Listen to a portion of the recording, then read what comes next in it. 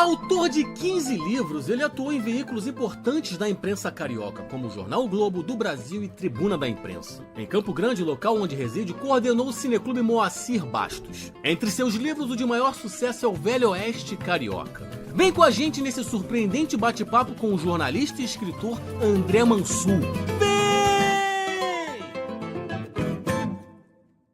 Obrigado por estar aqui com a gente, cara. Pô, muito bom poder falar não só, né, da tua história, da tua trajetória, mas da tua importância enquanto um pesquisador, historiador e um cara que tem uma preocupação significativa na divulgação da história do subúrbio para as pessoas comuns, né? Então vou começar perguntando exatamente isso, cara. Quando é que você se ligou que você tinha essa possibilidade de escrever para as pessoas que moram nos lugares se identificar e tudo mais? Isso aí foi... Bom, eu sou jornalista, né? Então eu trabalhava no Globo no final dos anos 90, numa enciclopédia chamada Globo 2000, que acabou gerando uma publicação chamada Brasil 500 anos, que era uma história do Brasil no ponto de vista da cultura. E aí tinha dois historiadores lá, e a gente ficava pesquisando muito para fazer os textos, e eu comecei a tomar um gosto pela pesquisa histórica, e ao mesmo tempo eu já gostava de história do Rio de Janeiro. E aí eu fiquei pensando, poxa, eu sou de Marechal Hermes, morei 20 anos em Marechal Hermes, conheço bem o subúrbio, moro em Campo Grande, vou nas livrarias da Zona Sul e do Centro, não vejo um livro sobre a história dos subúrbios, principalmente da Zona Oeste. E aí eu pensei, por que não tentar fazer alguma coisa? Nem pensei em livro, assim, a princípio, pensei em pesquisar mesmo para conhecer. Desculpa, em quando? Isso foi no final dos anos 90. Ah, tá. Eu trabalhava no Globo nessa época, com o Arthur da Pieve e outras pessoas. Era um projeto muito bacana. Era engraçado que a gente trabalhava de 9 às 3, fazendo toda essa pesquisa. Depois tinha que liberar os computadores do pessoal que vinha da rua, né, para geral. Aí o pessoal, quando a gente ia embora, quando o pessoal estava chegando, né? Tchau, gente, vamos ficar de plantão, mas fazer o quê? Mas aí saiu essa publicação, o Globo 2000, nos jornais, saiu o Brasil 500 anos. E aí eu comecei a sondar algumas pessoas. A primeira delas foi o professor Simvaldo, de Santa Cruz, que é um grande especialista em Santa Cruz. E ele me deu umas fontes. Aí quando eu fui pegar essas fontes, eu vi que, pô, tem coisa boa aí, tem muita coisa rica de história na minha região. E a partir daí eu comecei a pesquisar e tal. E aí eu fui começando a montar um livro, né? E eu queria que fosse o livro de Deodora Sepetiba, porque a Zona Oeste, Barra da Tijuca, Jacarepaguá, Recreio, tinha até algumas coisas. Mas essa região que chamam de Área de Planejamento 5 da Prefeitura não tinha nada. E é uma área mais desprovida meio abandonada pelo poder público. E aí eu comecei a perceber que daria para fazer um livro. E aí eu fiz o livro em 2005, eu tentei publicar ele, não consegui, era o Velho Oeste Carioca, até que em 2008 uma editora se interessou, a editora Ibis Libris, a Tereza Cristina, ela percebeu que ali tinha um potencial bom e aí publicamos o livro no final de 2008, nós estamos no Paço Imperial. E o legal é que assim, eu queria um livro para mostrar para as pessoas da região a importância da história local. Só que o livro acabou tendo um alcance maior, ele começou a ser vendido nas livrarias da Zona Sul, começou a ter uma saída rápida. Eu dei entrevista na época para a CBN, para o Ricardo Boechat, para um monte de jornais. Então, assim, ele confirmou o que eu desconfiava lá atrás, que a gente tinha uma história muito rica, só que ela era negligenciada. O que eu procuro fazer no livro, assim, o que o jornalista tem que fazer numa boa reportagem? Respeitar as fontes, contextualizar o fato. Isso é uma coisa que o historiador também tem que fazer. É claro que eu me arrependo de não ter feito uma graduação em História, que ali você também tem correntes de pensamento que você estuda e tudo mais. Mas eu respeito muito as fontes primárias, eu procuro contextualizar os fatos. E aí, quando alguém, às vezes, numa palestra me questiona sobre isso, eu falo, olha, o meio acadêmico abraçou meus livros, porque eu sou constantemente entrevistado, faço palestras, dou lives na PUC, UFRJ, UF, Unicamp, várias universidades já me convidaram para falar dos meus livros. Eles constantemente são aceitos, são colocados em monografias, dissertações. Então eu falei assim, ó, o meio acadêmico está gostando. Então se está gostando é porque eu não estou assim tão errado na condução da pesquisa. Né? Os jornalistas às vezes fazem o livro sem respeitar muitas fontes, e às vezes fica muita brincadeirinha.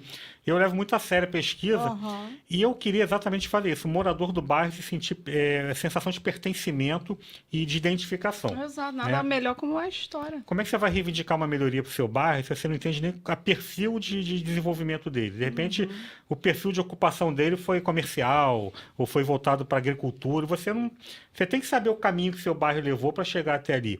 Né? Eu pego, por exemplo, Sepetiba, era o balneário do Rio de Janeiro. Pessoas iam lá, casas de veraneio, gerava renda para os pescadores, para os donos de pousada, restaurante. Havia um processo de poluição que acaba com o bairro. Né? Por que não tentar resgatar isso, mesmo com a poluição na Bahia? Exato. Você tinha um transporte marítimo, eu tenho pesquisado muito isso. Você ia para, por exemplo, Paraty. Você comprava passagem na Central do Brasil, despachava tua bagagem, você pegava o trem até Santa Cruz pegava um bonde até Sepetiba, Sepetiba pegava o vapor, que era a embarcação até Paraty. É um transporte modal sem ter esse nome ainda no início do século XX. Olha, cara, que interessante. Como a gente perdeu o ramal de Mangaratiba, a gente foi perdendo muita coisa, talvez pela falta de consciência da importância histórica. Quando você entende a história daquele bairro, você pensa, pô, peraí, esse bairro aqui, por que ele foi assim hoje, é tão degradado, né? Então, a história, o conhecimento da história local está ligado à cidadania também. A participação política, a você... Pô, o que a gente via muito em roteiros históricos, em Santa Cruz, por exemplo, quase não tinha morador do bairro. O morador, quando era chamado, no meu bairro não tem nada, fazer o quê? Aí, quando vinha gente até de Copacabana, pegava o trem, ia pra lá. Quando eles começaram a ir, eles viram, pô, peraí, eu não sabia que o Matadouro de Santa Cruz tinha uma história tão rica, que o hangar do Zeppelin era isso tudo, que a sede da fazenda em Santa Cruz era aqui, a ponte dos jesuítas. Só que o morador do bairro, pô, aqui era um cinema, e esse cinema não tá nem catalogado mais. Aqui era um parque de diversões, ele dá a cor local, né, que era coisa que o historiador, que a pessoa de fora não conhece. E isso é história também, né? Então, e ali era a fazenda de Santa Cruz, que ia até Itacuruçá e até Vassouras. Então, Santa Cruz tem um perfil diferente de ocupação em relação a bairros como Campo Grande, Realengo, Bangu. Ainda lembra muito uma cidade do interior, ainda tem uma área rural muito forte.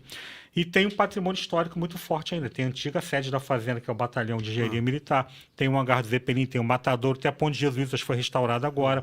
E várias outras construções que estão preservadas. Né? E agora ele é um bairro imperial, né, pela prefeitura. Que... Sempre foi, né? Teve essa chancela agora tem uma recente. alcunha oficial. Segundo bairro imperial, que era para ser o primeiro. Era para ser o primeiro, inclusive, antes de... São Cristóvão, porque a família real foi morar lá. Morava né? lá. E lá eles iam onde tinha a fazenda, né? Tinha a sede da fazenda de Santa Cruz. Bairro, a fazenda era a fazenda dos jesuítas, ali até Vassouras. Quando os jesuítas foram expulsos, em 1759, ela ficou sob a responsabilidade do governo português, né, do Reino de Portugal. E aí Dom João chega em 1808, e aí ele transforma a sede da fazenda em palácio de veraneio. Ele começa a frequentar, fica vários meses do ano lá. Depois Dom Pedro I e Dom Pedro II também frequentam muito, Leopoldina. Mas o lançamento do livro não teve nada a ver com os documentos, foi uma coincidência. Pensei que já era um projeto que você tinha pensado. Não, o que aconteceu nesse ano foi até muito bom, que foi a reforma do Palacete Princesa Isabel, onde funciona o Núcleo de Orientação e Pesquisa Histórica de Santa Cruz, que é um órgão de pesquisa muito importante, funciona desde 1983, e o Palacete ele pegou fogo nos anos 80, quiseram derrubar, mas aí restauraram em 2008, e ele está lá, é o Centro Cultural de Santa Cruz, tem várias atividades, mas então assim... Eu agora, no ano passado, lancei com o professor Guaraci Rosa, professor de História, Santa Cruz nos Caminhos da Independência, mostrar a relação de Santa Cruz com a independência do Brasil. Então, por exemplo, Dom José Bonifácio, quando chega ao Rio para trabalhar no processo de independência, ele chega em Sepetiba. Ele vem de Santos para Sepetiba, e quem estava em Santa Cruz era Leopoldina com os filhos, e Leopoldina queria muito conhecer ele, porque os dois eram apaixonados por ciências e por política. Então, eles se encontram em Santa Cruz, e ali ela avisa que ele vai ser ministro, ali ele já fica sabendo de um monte de coisas. Depois ela traz vários cientistas austríacos para Santa Cruz, fizeram vários estudos sobre a fauna e a flora de Santa Cruz. Debré veio também, não? Debré tem uma pintura sobre a fazenda de Santa Cruz. Eu já vi uma pintura dele. Spix, Von Martius, todos eles, Thomas Ender. Então, todos eles iam para lá porque era um centro de poder, né? O Dom João estava lá, Dom Pedro I estava lá, depois Dom Pedro II. Dom Pedro II vai fundar um observatório astronômico em Santa Cruz. Então, assim, toda essa família, esse centro de poder de Portugal e depois do Brasil, passa por Santa Cruz. E é um bairro que, por exemplo, eu sempre falo assim, Petrópolis é uma cidade imperial, vive do turismo, mas Petrópolis existe desde 1843, com Dom Pedro II. Santa Cruz já é um bairro que poderia ser um bairro que poderia viver o turismo histórico, porque teve Dom Pedro II, mas teve Dom Pedro I com Leopoldina, teve Dom João, teve os jesuítas, teve escravidão. Tem uma história muito mais, até anterior mesmo a Petrópolis, mas nunca foi explorado. E os escravos com os jesuítas lá tinham um tratamento diferenciado, né? A escravidão na fazenda jesuítica era diferente. É super conhecida. Aí tem duas questões. Por exemplo, eles não tinham aquelas senzalas né, com um monte de gente morando junto. Eles tinham casas, o casamento era estimulado, eles tinham suas casas individuais, tinham direito a 2 dias na semana plantar, e o que eles plantassem era deles. E o Era um hospital, sonho do escravo, né? Ir pra... não, em relação às outras fazendas, né? Tinha um hospital lá que atendia todo mundo. Os escravos mais velhos, que às vezes perdiam capacidade de trabalho, ficavam na fazenda até morrer. Então, há relatos de escravos muito velhos sendo encontrados lá. Por outro lado, isso também trazia um lucro para os jesuítas, porque o mercado da escravidão foi um dos mais lucrativos do período colonial. Comprar um escravo na África era muito caro. Então, os jesuítas, estimulando também o matrimônio entre eles, o casamento, você tinha o escravo de graça ali também, né? Porque a criança que nascia também era escravizada. Então, e a comida era farta lá por causa da fazenda. Então, era só alimentar aquela criança até se tornar um escravizado. Então, por um lado, é bom. Tão bom assim.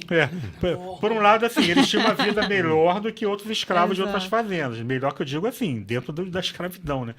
Mas para os jesuítas também não era ruim, porque eles não precisavam comprar escravizados na África. Já estava todo mundo ali. E a fazenda teve milhares de escravizados, assim, foi Era uma grande, quantidade. né? A fazenda era um estado, assim, tinha de tudo ali, para você ver, de Santa Cruz a Vassouras, toda a região da Costa Verde. Então, era um mundo, a fazenda era um mundo. Outras fazendas dos jesuítas foram vendidas. Né? A fazenda ali do Engenho Novo, do Engenho Velho, na Tijuca, foi vendida. A de Campos, dos Goitacazes, foi vendida. A de Santa Cruz não foi vendida. Então, manteve a sua área, né, principal até o final do Império. E tem ruínas lá dos jesuítas, não Tem tem? a ponte dos jesuítas é o principal. Você falou agora. E a sede da fazenda. Agora, tinha muitas construções deles, tinha o hospital, tinha ferrarias, olarias, mas isso tudo você vai pra se Santa perdeu. Cruz, você tem uma parte que você vira no final do Brasil, né? Você vira para a esquerda, é centro de Santa Cruz, aí para a direita que falam que é jesuíta. A direita que tem a ponte dos jesuítas. É um bairro. Assim, Não tem quase nada. como a Zona Oeste é muito grande, Ali, os bairros são volta muito à ponte, grandes, totalmente. essas localidades são chamadas de bairros também. Então, os jesuítas eram no bairro de Santa Cruz, mas é chamado de bairro também. Mas ali tem uma comunidade agrícola ali forte. Inclusive, Até hoje, né? até hoje tem uma comunidade agrícola forte ali. E a ponte foi restaurada agora, fizeram até um trabalho bacana lá. A ponte é de 1752, é uma ponte represa, que os jesuítas foram estudar nos Países Baixos, né, na Europa, métodos de drenagem e irrigação, porque ali é uma planície inundável, né, como professores de geografia falam. Então, para você plantar ali ou tratar com pecuária, tinha que fazer obras de drenagem.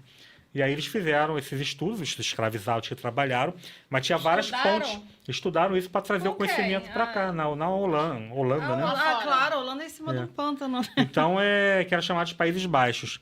E aqui fizeram todo um projeto que os escravizados construíram as pontes de represa. Então, a ponte dos jesuítas é considerada a principal obra de engenharia hidráulica do período colonial. Olha! Porque hoje não tem mais o mecanismo, mas você tem os arcos lá que regulavam a entrada e saída de água. Então, chovia muito, ela retia as águas, e aí, quando tinha seca, abria um pouco. Tinha até a plantação de arroz, que é uma plantação que precisa de uma área inundada. Então, assim, tinha vários diques dele, tinha várias pontes. Eles mudaram o curso de rios. Tem o Rio Impaciência, que é o Rio Cação Vermelho, que é um rio que mudaram o curso. Então, foi uma obra de engenharia gigantesca para tornar aquela fazenda cultivável. Né? E a fazenda era chamada de a joia da coroa portuguesa, de tão produtiva que ela era. Mas teve que fazer todo esse trabalho de engenharia hidráulica. E tinha uma coisa bacana que você tem que pensar, né? Porque a gente está falando de um momento em que o Brasil está se emancipando, vamos dizer assim, né? Então havia toda uma articulação internacional, principalmente depois da derrota do Napoleão Bonaparte, depois da Santa Aliança, em 1815, para recolonizar as Américas. Então todo o processo de diálogo, de possibilidades de emancipação, tudo isso que a gente vai falar de processo de independência, de bicentenário, que a gente celebrou no passado, grande parte dessas articulações estavam sendo feitas ali em Santa Cruz, Santa Cruz.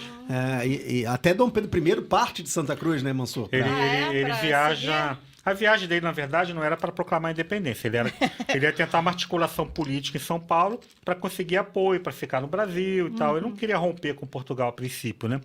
Mas aí ele vai no dia 14 de agosto de 1822, viaja com um pequeno grupo de São Cristóvão. E é uma viagem interessante, que ele percorre os subúrbios, que seriam os subúrbios, né? Conta, gente, eu gosto de fofoca. Então, ele pega a Estrada Real de Santa Cruz, que era a Estrada Real, que hoje é a Avenida Dom Helder Câmara, Intendente Magalhães, a Cesário de Mello. Eu gosto do suburbano. Era bem suburbano. Eu gosto do nome Avenida Suburbana. Eu também prefiro também.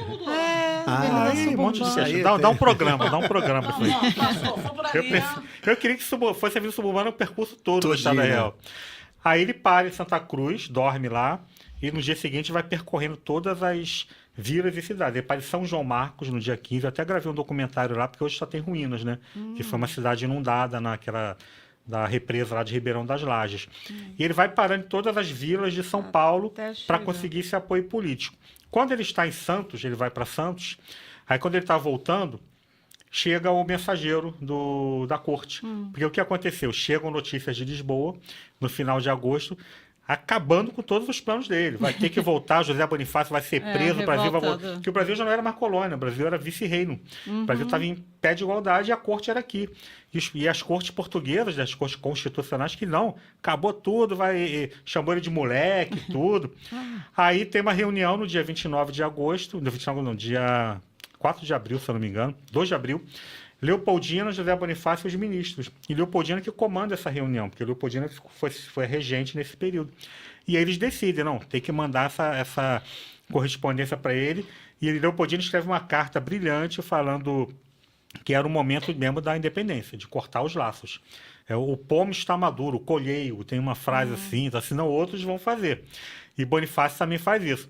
E aí quem vai levar essa correspondência? Né? Vai a cavalo. Paulo Bregaro chega em 5 dias em São Paulo, de Santa Cruz a São Paulo. Ele se tornou patrono do Correio Brasileiro por causa dessa viagem, que aí chega Dom Pedro está vindo de Santos, com dor de barriga, isso aí não é fake isso que eu ia news. falar.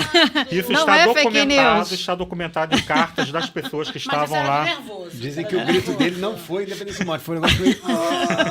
Ele estava com disenteria, isso está escrito nos documentos, Mas toda é porque hora. ele tava Mesmo no nervoso, documento, tava então. nervoso, Tá crise de documentado. ansiedade. Eu ia falar isso. Ele Crise de ia lá- ansiedade. Foi mesmo? Não, ele se apeava da mula, né? Não era nem cavalo, era mula.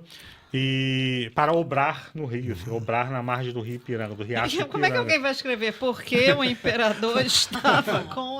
Está A documentado. disenteria, apeava do Como é que burro, é? da disenteria, Peraí, a palavra... apear. Apear. Descia do muro APA, não para vai obrar as margens lá do riacho Ipiranga. então É bem poético dizer É quase que... bonito, não é quase vou dizer- bonito. Agora eu vou pear.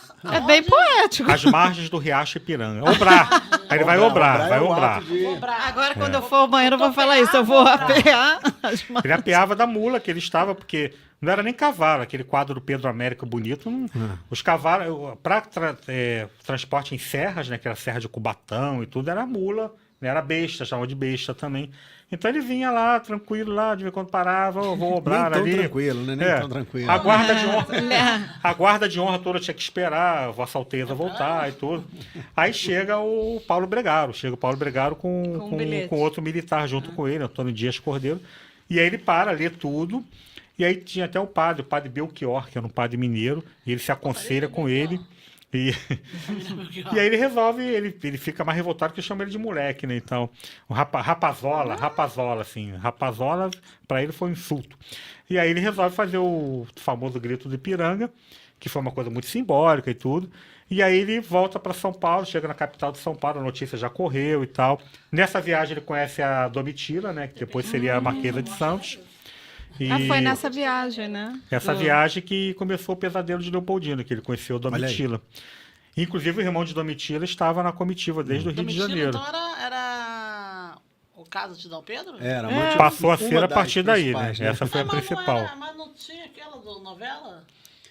Ela era a Marquesa de Santos, ela é que é a amante Mas ela ainda conhecida. não era Marquesa de Ainda não Santos. tinha conquistado esse... Aí ele vem, assim... Apaixonado. Aí ele volta doido para chegar na corte para falar que rompeu com Portugal. Ele chega em 5 dias. E ele cavalgava muito bem, que falavam, né? E ele para em Santa Cruz de novo na volta e tudo. Então, assim, aí depois começa todo o processo de independência mesmo, que aí tem as guerras no Nordeste, até agora dia 2 de julho, que é a data de independência mesmo, que foi uma guerra, a guerra mesmo foi no Nordeste, né? Principalmente na Bahia, em Alagoas, teve personagens femininos muito importantes, Maria Quitéria. Então, a partir desse momento, então. Mas tudo passa ali pela Estrada Real de Santa Cruz. Olha, quanta história. Os subúrbios estão presentes aí. E até hoje tem alguns marcos, né? Que são os marcos imperiais, foram colocados nessa Estrada Real em 1826. Eram 11, só tem 5 hoje em dia. Era quase... Quantas léguas que tinha cada marco, você lembra? Era uma légua de distância. Uma légua. Uma égua. Cada légua tinha 6 quilômetros. Isso aí, Então eram 66 quilômetros. Hoje tem a de Bangu, tem em Uaíba, Paciência, Santa Cruz. Acho que ainda tem 5, né? Tem que são- 5, Tem E 5. E dos Santíssimo também. Os outros se perderam. E esses relatos, assim, são colocados, por exemplo, nas ruas de Santa Cruz? Ou... Não. Da história? Da história, alguma placa. Se tem alguma placa que é bem legal, Não, nos marcos, Porque não. isso Isso é é uma coisa que a interessante. gente luta por isso, né? Teve, acho que na época do César Maia, chegaram a colocar tem algumas meio apagadas lá, mas o pessoal está lutando muito por isso hoje, para colocar essas placas de identificação. Exato. Né? Então, e está sendo feito um trabalho muito legal também com as escolas, para os estudantes conhecerem. Tem uma guia de turismo lá chamada Andressa Lobo, que ela faz um trabalho chamado Descubra Santa Cruz, que ela leva vários grupos para conhecer o bairro. O trabalho tem dado mídia bastante. Mas é um trabalho longo ainda, porque você tem que ter a participação da sociedade, né? Exato. Se a E não você... abraçar a causa, não adianta. E esse livro aqui, ó? Onde, Tom? Minha cama, minha Velho, esse é... Esse é o primeiro volume. Mas Esse você trouxe o livro de Santa aqui Cruz aqui? Esse livro aqui É o último. Mas aí. esse não é de Opa, Santa Cruz. Esse aqui é o de Santa Cruz, Esse ó. que é o Santa Ah, Cruz. esse aqui. Santa Cruz, Você escreveu cabeça. Esse foi que pelo ano legal. passado. Então, deixa eu... dá licença. Você tirou da ordem, eu botei tudo aqui. Não, Sacanagem. você não botou aqui de novo, hein? Isso eu escrevi com o professor Guaraci. Marcos, 4, já... E você vê que eles ficam interessados, os próprios moradores Ficam. se interessam. Quando a gente envolve eles na história, eles ficam. Aham. Isso é fenomenal. Tem A trabalho história- de teatralização também que fazem, contadores de história. Então, quando leva eles nos lugares, cara, eu passei aqui 1 milhão de vezes e não sabia disso. E você vê esse movimento crescer assim? Tá crescendo, Tá tá. crescendo. Olha, né? é que a gente não conhece, mas é bem organizado e há décadas. O Ecomuseu de Santa Cruz, por exemplo, tem uma atuação... É. Quantas? São 2 décadas? eu Mais de não- 2 décadas de Mas atuação, o né? NOP é de 83, Ah, é. o E a Ecomuseu gente é mais não antigo. sabia que Santa Cruz era isso tudo. Eu não sabia. Não, eu sabia porque Você por vai causa dos saber a partir de agora, jesuítas. né? Eu gosto de figura, eu gosto Tá de vendo? figura. A gente sabe que tem muita ruína. Eu fazia umas oficinas ali no Museu dos Pretos Novos. Novos ali.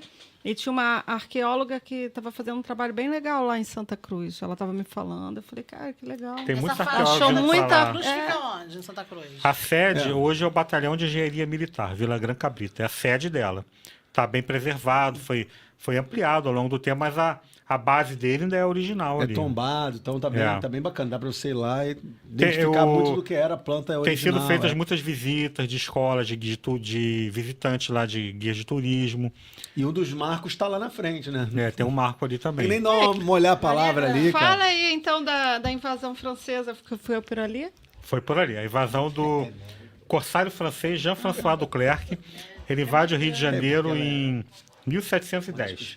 Ele vem com 6 navios e um número entre 800 e 1.000 corsários. Porque o corsário é diferente do pirata. O corsário era um pirata com requintes assim de um Chique. nobre. Ele tinha apoio do reino, do qual ele fazia parte, de companhias particulares. Os corsários tinham treinamento militar e recebia carta de corso. Ele não podia ser executado assim igual um pirata qualquer. Tinha toda uma questão política envolvendo ele. E o Jean-François Duclerc, ele resolve invadir o Rio de Janeiro em agosto de 1710. Ele chega aqui na Baía de Guanabara com 6 navios e um número entre 800 e 1.000 corsários. Só que ele não conseguiu entrar na Baía de Guanabara. A fortaleza de Santa Cruz bombardeou ele e tal, não conseguiu. Ele veio margeando aqui o que Veio é vindo onde eu Zona vou. Sul, Barra da Tijuca, Barra da Tijuca não, tem muito surfista. não sei o Recreio. quê. Então, pega a restinga da Marambaia. E os franceses conheciam muito a região da Ilha Grande de Angra dos Reis. Eles tinham excelentes cartógrafos que já tinham passado por ali. Então, eu não sabia. é aqui que eu vou.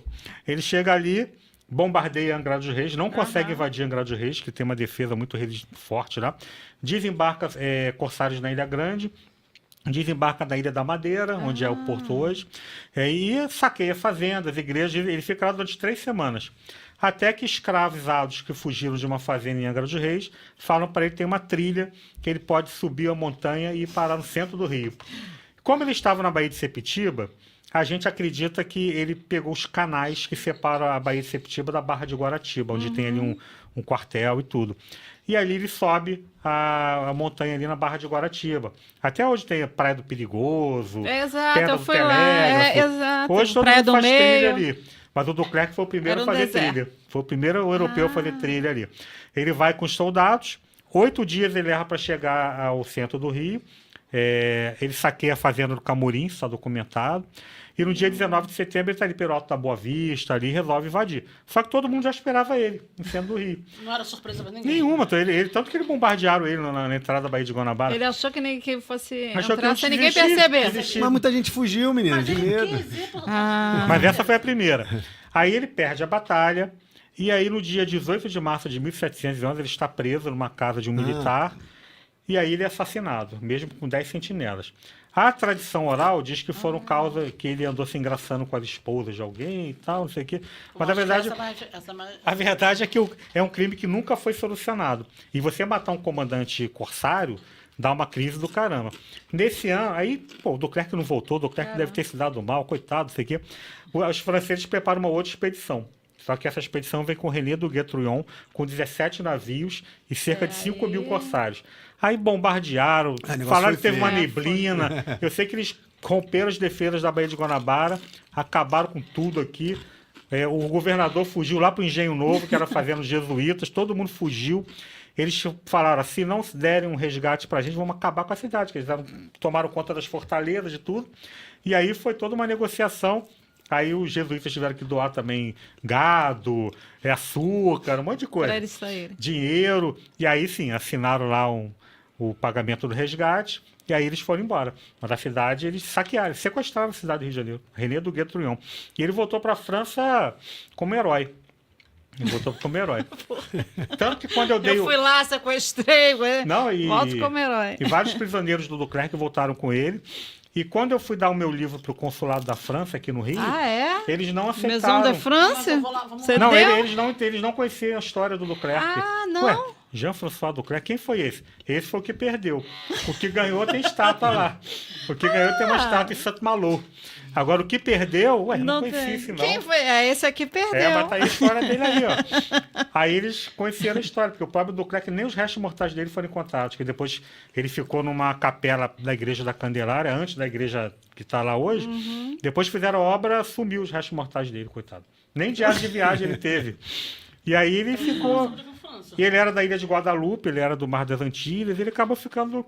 Para os franceses, eu lembro que lá em Barra de Guaratiba teve um Perdeu, francês... sumiu. Não, já era. Teve A lá em história Barra de escrita pelos Guaratiba... vencedores. Tem um francês Só. lá que comprou. Tem um francês que comprou lá em Barra de Guaratiba. Ele morava lá. Aí ele viu, esse aqui é invasão do Duclerc e tal. Hein? Ele perdeu, foi assassinado. Ele olhou assim. Mas o do Guet-Trouillon ganhou. Você vê que 300 anos depois ainda tá lá.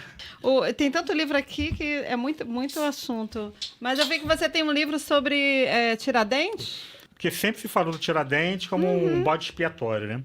Essa é uma versão que tem muito... ele era o mais pobre, coitado. Ele que foi... Era assim, boi de piranha, como se falava.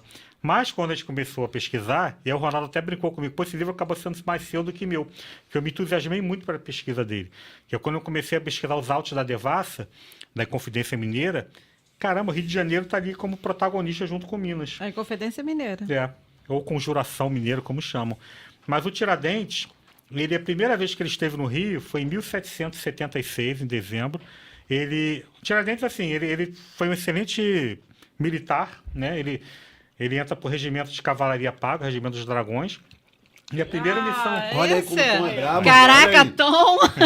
É isso, o cara é hacker. Que cara. maravilha! Buscou no Google lá, Cara, no muito Google. legal. Olha esse, Tiradentes Carioca. Esse é uma pintura dele na leitura É o da Passe sentença, Imperial, né? O Passe Imperial. Do lado da cadeia velha. Então, a ver com ele ficou preso aí, não foi? Ficou preso No do Passe lado, Imperial. Do Na- lado. no Onde é a no Lerge palácio. hoje, que era a cadeia Onde velha. foi construído? Isso. Não, tá aí que tá. Ele não ficou preso A há muito tempo, missa não. foi rezada ali. Ele é o seguinte, Explica pra gente aí, Massu. primeira ligação Eu me dele, interessei. Tu gostou?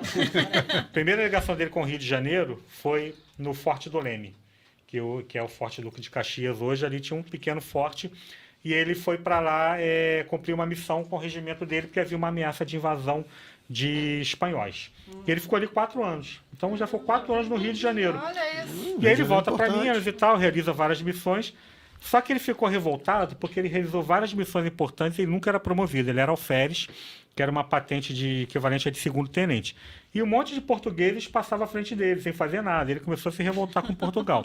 Fora Começou isso, aí. além da exploração do ouro, tinha vários pedágios que eram cobrados. Numa ponte, tem que pagar um pedágio. Comida caríssima. Então o pessoal começou a se revoltar muito com a corte portuguesa. E ele começou a se enturmar com uma galera lá que queria a independência, não digo nem do Brasil, mas pelo menos ali de Minas. E entre eles estava um padre, que é um padre que não é muito mencionado, que é o Luiz Vieira da Silva, que era um grande intelectual, totalmente antenado com os iluministas, e ele tinha uma biblioteca de quase 1000 livros, numa época que o Brasil não podia nem produzir um livro. E aí Tiradentes começa a se juntar com essa turma. Tinha Tomás Antônio Gonzaga, Cláudio Manuel da Costa, mas tinha muito mais gente. E ele vira um articulador do projeto. Ele começa a vir muito, ele tira a licença do regimento para vir para o Rio, e aqui ele articula o movimento com várias pessoas, principalmente comerciantes e principalmente pessoas ligadas à maçonaria. E aí tem um episódio que há alguns estudantes na França, também do movimento, da Inconfidência Mineira, cariocas, que marcam uma reunião com Thomas Jefferson. Thomas Jefferson era embaixador norte-americano em Paris e era maçom também. E aí, Thomas Jefferson fica interessado na história do processo, né, do projeto, e promete navios e armas dos Estados Unidos para eles, em troca de trigo, de outras coisas. E desconfia-se, né, o Darcy Ribeiro tinha essa tese também, e uma advogada chamada Isolde Helena Branche, que Tiradentes participou dessa reunião. Porque Tiradentes estava de licença, e há alguns relatos de que ele poderia estar lá nessa reunião. Se ele não esteve, de qualquer maneira, ele estava no Rio de Janeiro e recebeu algumas dessas pessoas, e ali levaram essa notícia lá para Minas de que os Estados Unidos poderiam dar um apoio à Inconfidência Mineira. E ele fez várias visitas ao Rio, fazendo as articulações. Ali, além dele trabalhar como dentista, e não tinha profissão ainda, mas o dentista na época não era só para arrancar dente, não. Tinha trabalho de obturação, de restauração. Ele era considerado um excelente dentista. Olha. E ele também trabalhava com ervas medicinais. Ele curou muita gente no Rio de Janeiro com ervas medicinais. Ele era primo de um grande botânico chamado Frei Veloso, que tem até nome de rua no Jardim Botânico e tudo. Mas aí o movimento foi crescendo, ninguém queria tomar uma atitude. Ele estava esperando a famosa devassa, né, que é quando você não consegue atingir a produção de ouro, o governo português mandava cobrar de todo mundo para atingir aquela quantia. Então, quando vier a devassa, nós vamos fazer um movimento. Só que aí já começou a rolar um buchicho lá disso, aí não fizeram a devassa, e todo mundo lá esperando o movimento. Tiradentes queria fazer, os padres queriam fazer, mas ficaram titubeando. O comandante do regimento era da Inconfidente também, o Francisco de Paula. E aí aparece o Joaquim Silvério dos Reis, entra no movimento e denuncia o movimento. Tiradentes está no Rio de Janeiro e ele percebe que está sendo seguido. E aí ele se refugia numa casa na Rua dos Latoeiros, que é a Rua Gonçalves Dias. E aí ele fica lá escondido, querendo... E nada do... E o Joaquim Silvério já estava no Rio. Denunciou para o vice-rei, que era o Dom Luiz Vasconcelos, que ficava ali no Paço Imperial, ali, que era o paço dos vice-reis, né? E aí o vice-rei fala para ele, ó, ou você acha Tiradentes, já que você não está achando Tiradentes, perdeu o encalço dele. Ou você acha ele, ou quem vai ser preso é você. E ele fica desesperado, só que o Tiradentes não sabia que ele já tinha denunciado o movimento. E aí ele pede para um padre para procurar saber onde estava o Joaquim Silvério, que ele queria saber notícias de Minas.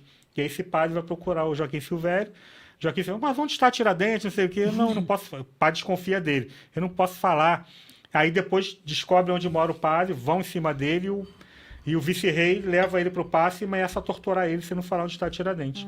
E aí Tiradentes é preso no dia 10 de maio de 1789, é levado para o paço, durante um dia ele fica ali numa cela e ele é preso na Ilha das Cobras. Ele não ficou preso na cadeia velha.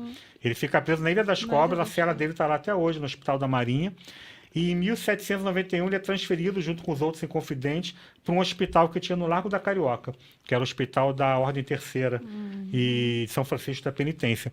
E ele só vai para a cadeia velha, onde depois construíram o prédio da Alerj, nos últimos 3 dias, que era a leitura da sentença dele e dos Inconfidentes. Então, assim, Ele quase fugiu do Rio. E tudo no centro do Rio de Janeiro. Tudo As no pessoas centro. não sabem disso. Mas ele tinha um plano de fuga do Rio que passaria por Campo Grande e Nova Iguaçu.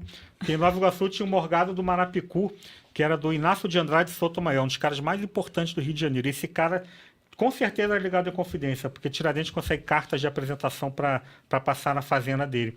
Ele já estava quase fugindo, mas aí ele deu esse mole, que ele não sabia que Deu mole, Tiradentes. Mas o Joaquim Silvério sofreu aqui no Rio, porque a corte Pegaram portuguesa... ele, né? Não, a corte portuguesa não queria pagar, ficou enrolando ele para pagar a recompensa, fizeram vários atentados contra ele no Rio, que ele denunciou o movimento, para ver como é que tinha gente apoiando o movimento no Rio. Pra Só que ele você era ter tão noção. sangue ruim que ele não morreu nesses atentados, ele acabou ficando rico depois, que aí depois ele voltou para Portugal, ficou... Então Quem... Ficou bem. Não, ficou riquíssimo depois, ele ficou... Não, e ele foi enforcado. E o que as pessoas falam foi mais ou menos ali na Senhor dos Passos. Então, aí tem uma outra grande questão. tem uma questão. Por isso que eu... Tem outra O que grande questão. você acha? Tem uma questão aí. O documento diz que foi Campo de São Domingos, só fala isso. Campo de São Domingos era uma grande área em volta da igreja de São Domingos, que é uma igreja que foi demolida com a abertura da Presidente Vargas. Então pode ser a Praça Tiradentes, pode ser... Assim, o que a gente sabe é o seguinte, a igreja da Lampadosa, que fica na Silveira Passos, ele fez as últimas orações dele ali, já perto de ser enforcado. E como Na ele já Avenida tava... Passos, ali, aquela perto ali. da Praça Tiradentes. Aham. Quase em frente ao João Caetano ali. E ele deu várias voltas, então ele estava muito cansado. Então, como ele fez essas últimas orações ali, o local da forca foi perto dali, com certeza. Foi por ali, né? Algumas pessoas que falam que foi na esquina com a Senhor dos Passos, que já viram um mapa ali escrito forca. Mas essa forca do Tiradentes foi uma forca feita só para ele. Só para o enforcamento, uma forca maior. Então pode ser ou pode não ser, mas que foi perto da igreja da Lampadosa foi. Agora, muita gente fala assim, só ele que morreu, ele era o mais ferrado, mas os outros foram todos condenados ao degredo na África. Então, ser condenado ao degredo de uma colônia portuguesa na África, eu não sei não, acho que Não é era uma melhor coisa morrer. legal, não. Tiveram 2 também que morreram ainda antes da sentença, né? Na prisão. Teve 2 que morreram na prisão. E o pobre do Domingos Fernandes da Cruz, que ele acobertou o Tiradentes na Rua de Janeiro. Ele não sabia que o Tiradentes estava conspirando contra o reino. Ele foi porque uma amiga dele, pode deixar o nosso amigo, ele está com uns problemas aí com a lei, mas achou que era coisa pequena. O pobre do Domingos... Não fica ninguém sem saber da história. Não, o coitado ficou preso 3 anos num calabouço até descobrir que era inocente. Não tinha habeas corpus, não tinha nada. Não tinha nada. Vai né? ficar preso aí no calabouço sem ter nada a ver com a história. morreu. Não, E a foi solto. Praça Tiradentes, aquela estátua que tem lá é do Dom Pedro. Dom Pedro I. Primeiro, né? Ali é uma ironia, Interessante. porque essa estátua, quando foi Porque construída é lá, isso que eu acho. ali era a Praça da Constituição, que foi onde ele jurou a Constituição, por isso que ele está carregando um livro lá. Ele jurou no Teatro São Pedro de Alcântara, onde hoje é o João Caetano.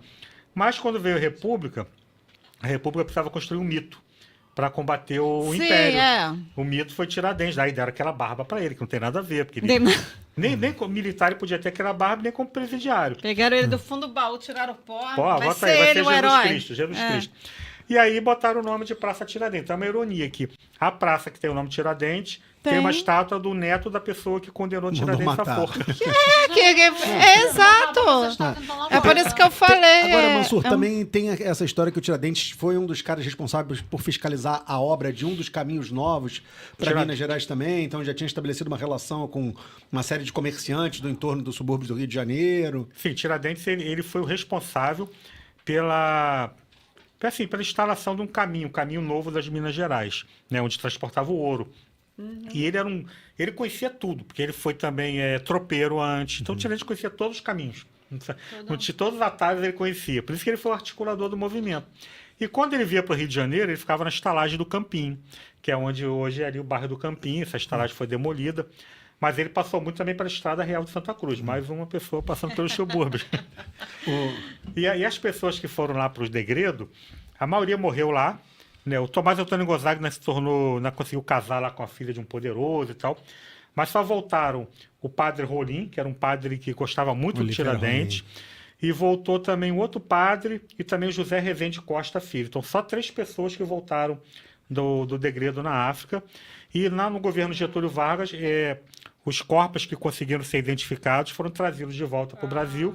Ficaram ali na Praça Mauá. e depois foram levados para o Museu da Inconfidência. E a história da cabeça do Tiradentes? Como é que essa história é? Verdade? Então, Tiradentes foi esquartejado e... Na Avenida Passo. Não, Não, o pessoal diz sábado que ele eu tava lá, sábado. que ele foi esquartejado no próprio local da forca. Essa Foi ali tese, mesmo, sim, porque Próximo, então. um historiador, José Vieira Fazenda, entrevistou uma escravizada que viu a procissão. Viu a procissão. Ela falou que ela garantiu que o carro voltou com ele todo ensanguentado, o corpo dele todo ensanguentado. E é interessante que assim, a cabeça ficou em Vila Rica, mas 4 partes do corpo dele ficaram espalhadas em vários lugares. A cabeça roubaram. Sumiu. E tem uma história muito interessante, que em Paraíba do Sul, no distrito de Cebolas, que hoje se chama distrito de Confidência, tinha uma namorada do Tiradentes lá, uma fazendeira, que era Ana Mariana. E ele sempre que vinha ao Rio, ele passava lá, ficava lá um tempo e tal.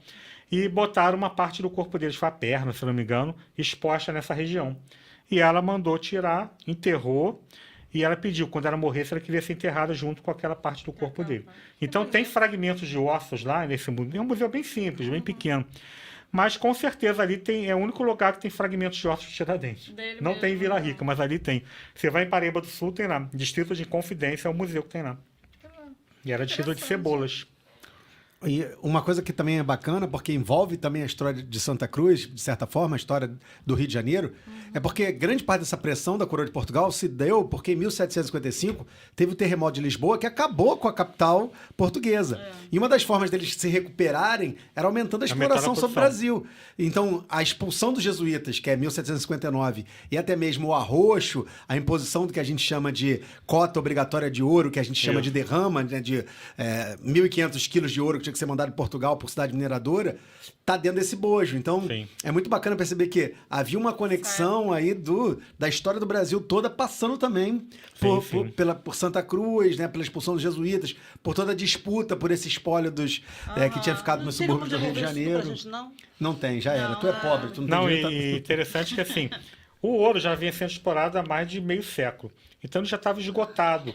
Era ouro de aluvião, era ouro que você tirava nas margens dos rios. Era um ouro muito fácil, nas bateias, né, que chamavam. E todo mundo já falava aqui no Brasil que tinha que ter uma obra maior para você retirar o ouro mais do fundo. Mas os portugueses achavam que não, que a queda na produção era só por causa de contrabando. Tinha um contrabando. Mas isso, realmente já havia uma decadência da mineração que eles não queriam saber, não, eles queriam cobrar. Já estava acabando, né, o ouro. Esse ouro de aluvião já estava esgotado. E aí também em 1763, se eu não me engano, 1775, tem um alvará da Rainha Maria I proibindo qualquer tipo de manufatura no Brasil, qualquer tipo de produção, seja de roupa, de qualquer coisa. E isso revoltou os comerciantes do Rio de Janeiro, do Brasil todo, principalmente do Rio de Janeiro. Ali que eles começaram a conspirar também contra o reino de Portugal. E outra coisa sobre Tiradentes também, Tiradentes fez um plano de canalização de rios. Ele fez um projeto de canalização de rios do Rio Maracanã e do Córrego Andaraí para levar água para chafarizes no Campo de Santana. Era um projeto super interessante, mas aí ele fez esse projeto, mas ele foi meio que negligenciado. Ele era assim, perseguido por causa disso. Por quê? Porque existiam os aguadeiros. Os aguadeiros eram como se fosse o caminhão-pipa de hoje. Então, se ele botasse chafarizes mais perto, esses aguadeiros não poderiam vender a água deles. Eles vendiam com escravizados, vendiam mais caro, e aí ele começou a ser perseguido. E aí começaram a boicotar o projeto dele. O projeto dele chegou a ser avaliado pela Rainha Maria I. Ela pediu para fazer estudos sobre ele, mas não aprovaram. Quando o Dom João chegou, uma das primeiras medidas do Dom João foi fazer esse projeto. Esse projeto dele engavetado. E aqui, vamos ver mais o que o Mansur trouxe que a gente ainda não mostrou ainda. Olha só. A gente já mostrou Santa Cruz, a gente já mostrou o Velho Oeste Carioca. E essa aquarela que é de Debré. Ó. Ah, você tem essa a de Debré. Essa aí. Que legal. E esse prédio no meio é o prédio hoje que é ocupado pelo Batalhão de Engenharia Militar. À esquerda são casas de escravizados. E essa é uma pintura feita do Morro do Mirante, onde hoje tem uma reservatório da... Isso aqui é onde? Isso aí ficava numa fazenda na Pavuna, Nossa Senhora da Conceição. Não está mais lá. Era uma picota, né? Que era um tronco onde os escravizados eram castigados. Essa fazenda foi demolida nos anos 80.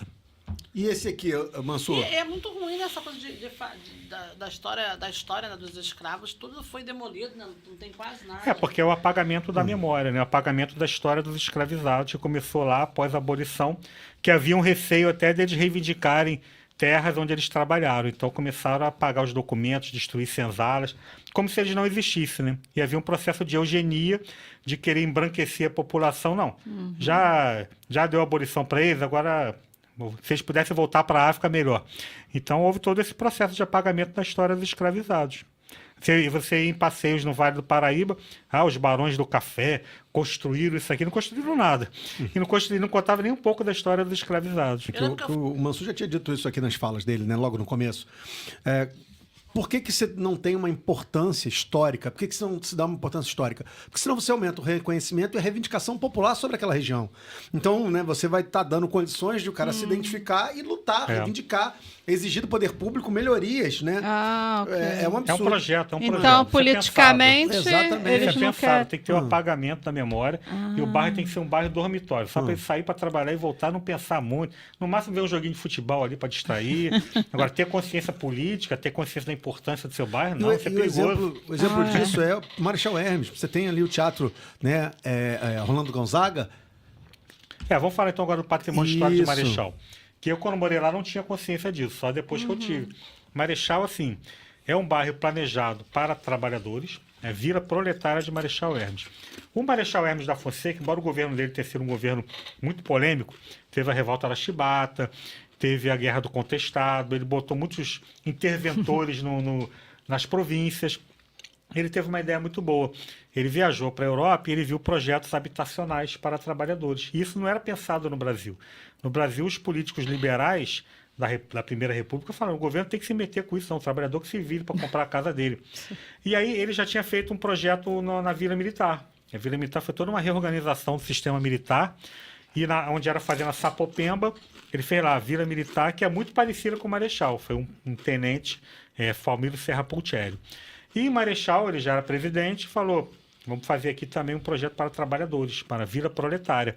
E aí ele se juntou com alguns sindicatos e aí resolveram fazer ruas largas, arborizadas, com casas confortáveis, com uma estrutura de serviços públicos boas e equipamentos culturais. Se esse projeto fosse apoiado, nós teríamos evitado a favelização do Rio de Janeiro, porque tinha muito terreno livre do governo federal para fazer isso. Só que eles começaram a construir, mas foi interrompido. Construíram 165 casas, sobrados, né? E aí os políticos liberais começaram a boicotar ele. O governo dele era muito enfraquecido politicamente e ficou parado ali. O Palmiro Serra Pultieri foi assassinado, defendendo o Marechal numa discussão, acho que foi em Laranjeiras, e ficou abandonado o bairro. Aí no governo Getúlio Vargas criou os institutos de previdência, e aí esses institutos financiaram conjuntos habitacionais, né? O de Irajá foi o primeiro, se não me engano, foi a API, a APC, a PTEC, e aí retomaram as obras em Marechal. E aí surgiu o Cinelux, o cinema de Marechal, e depois também, nos anos 40 e 50, foram construindo outros conjuntos. E aí o Afonso Eduardo Reide, que era o arquiteto do Museu de Arte Moderna, um cara super importante, projetou o Armando Gonzaga e o Colégio José Scioli. Então, duas construções de Marechal são do Reide.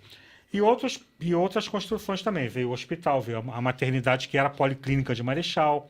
Então, o bairro ele teve uma estrutura de hospital, delegacia, serviços públicos, cultura, e as ruas largas, com espaço, arborizadas, com os conjuntos habitacionais. Marechal tem vários estilos arquitetônicos, tem Art Deco, tem vários. Tem 4 escolas tombadas, tem a estação de trem que é muito bonita, mas está abandonada. Então, e o lado que eu morei foi um lado planejado por companhias particulares. Também são ruas largas, são ruas assim, tem casas antigas, é um local bem agradável. E um bairro que como ele está perto do Campo dos Afonsos, ele não pode ter prédio muito altos, por causa de aviação e tudo. Então, não interessa muito as imobiliárias. Então, ele nunca sofreu grandes alterações. Eu vou no bairro, estou vendo o bairro da minha infância ali. Só a minha rua agora que foi asfaltada, mas antes era paralelepípedo. Mas se você for andar pelo bairro, você não vê muitas transformações. É um bairro que meio que assim, manteve a sua legal, né? estrutura. Gostosinho. Tem uma PAC lá, que é uma área de proteção do ambiente cultural. Então, mas o morador de Marechal mesmo, a maioria não conhece muito a história do bairro, como eu também não conhecia. Então, hoje tem roteiros históricos sendo feitos lá, eu participo, mas a Escola Visconde de Mauá foi uma das principais escolas técnicas do Brasil e é desde o início do bairro. Ela foi usada para produzir os equipamentos lá, as peças da construção das casas. E os sobrados estão muito espaçosos, pé direito alto, são lugares bem confortáveis para morar uma família grande. Que legal. Então, foi um projeto pensado para o bem-estar. É claro que tinha um componente político ali, você queria combater o anarquismo, o comunismo, então vamos fazer algo para os trabalhadores e vamos nos juntar com os sindicatos que estão com a gente. Mas era uma coisa que, se fosse feita mesmo, em larga escala, você evitaria muito problema de habitação no Brasil, habitação social, né? Você vê prédios caindo em Pernambuco agora, vários prédios condenados, né? Você não vê um sobrado de Marechal cair. Para fazer furar a parede de uma casa de Marechal é complicado, porque aquilo é sólido pra caramba. Foi uma obra feita realmente. Galera, muito obrigado. Obrigado mesmo, valeu, foi um muito prazer, bom. cara. Prazer mesmo, sempre é muito muito bom. bom conversar com você, sempre é muito bom conhecer mais da nossa história. E semana que vem a gente tem mais aí Rio de Sim. História, a gente tá aí com mais convidados. Rio de Histórias, Rio de Memórias, subúrbio, tem de tudo. Quem vocês quiserem Vamos aqui, pode valorizar a falar alma quem do vocês suburbano, querem né? trazer aqui, a gente traz, né? Aham, vai Tem falando, essa não, cara. né? O negócio que a gente aqui é desenrolar na ideia. Valeu, Mansur. Valeu, Obrigado, Valeu, Valeu, Mansur. valeu, Riqueza valeu, mesmo, querido. cara. Valeu mesmo. Valeu. Muito bom. Obrigado. Muito bom. Pô, Valeu. Fala galera, tudo bem? Meu nome é Rafael Freitas e eu vou estar no Papo de Subúrbio falando com vocês um pouquinho dos meus livros, O Rio Antes do Rio e o Araribóia, e um pouquinho das minhas origens suburbanas. Tamo junto. Está no ar Papo de Subúrbio, um local onde a cultura e a comunidade se encontram.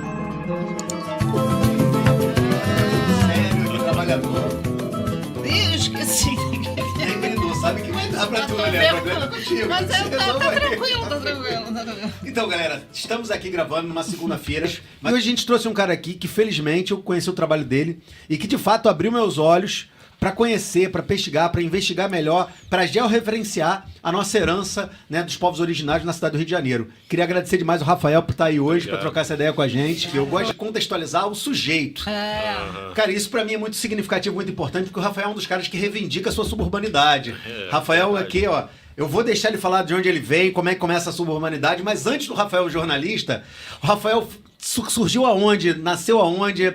Filho de quem? Em que lugar? Conta pra gente essa história aí, Rafa, por favor. Eu sou um tijucano das bordas da Tijuca Opa. mesmo, porque nasci no Hospital Evangélico do Salgueiro. Então, nasci na montanha, né? Quem já foi ali, sabe que é um hospital lá encravado lá na montanha. Então, eu sou realmente tijucano.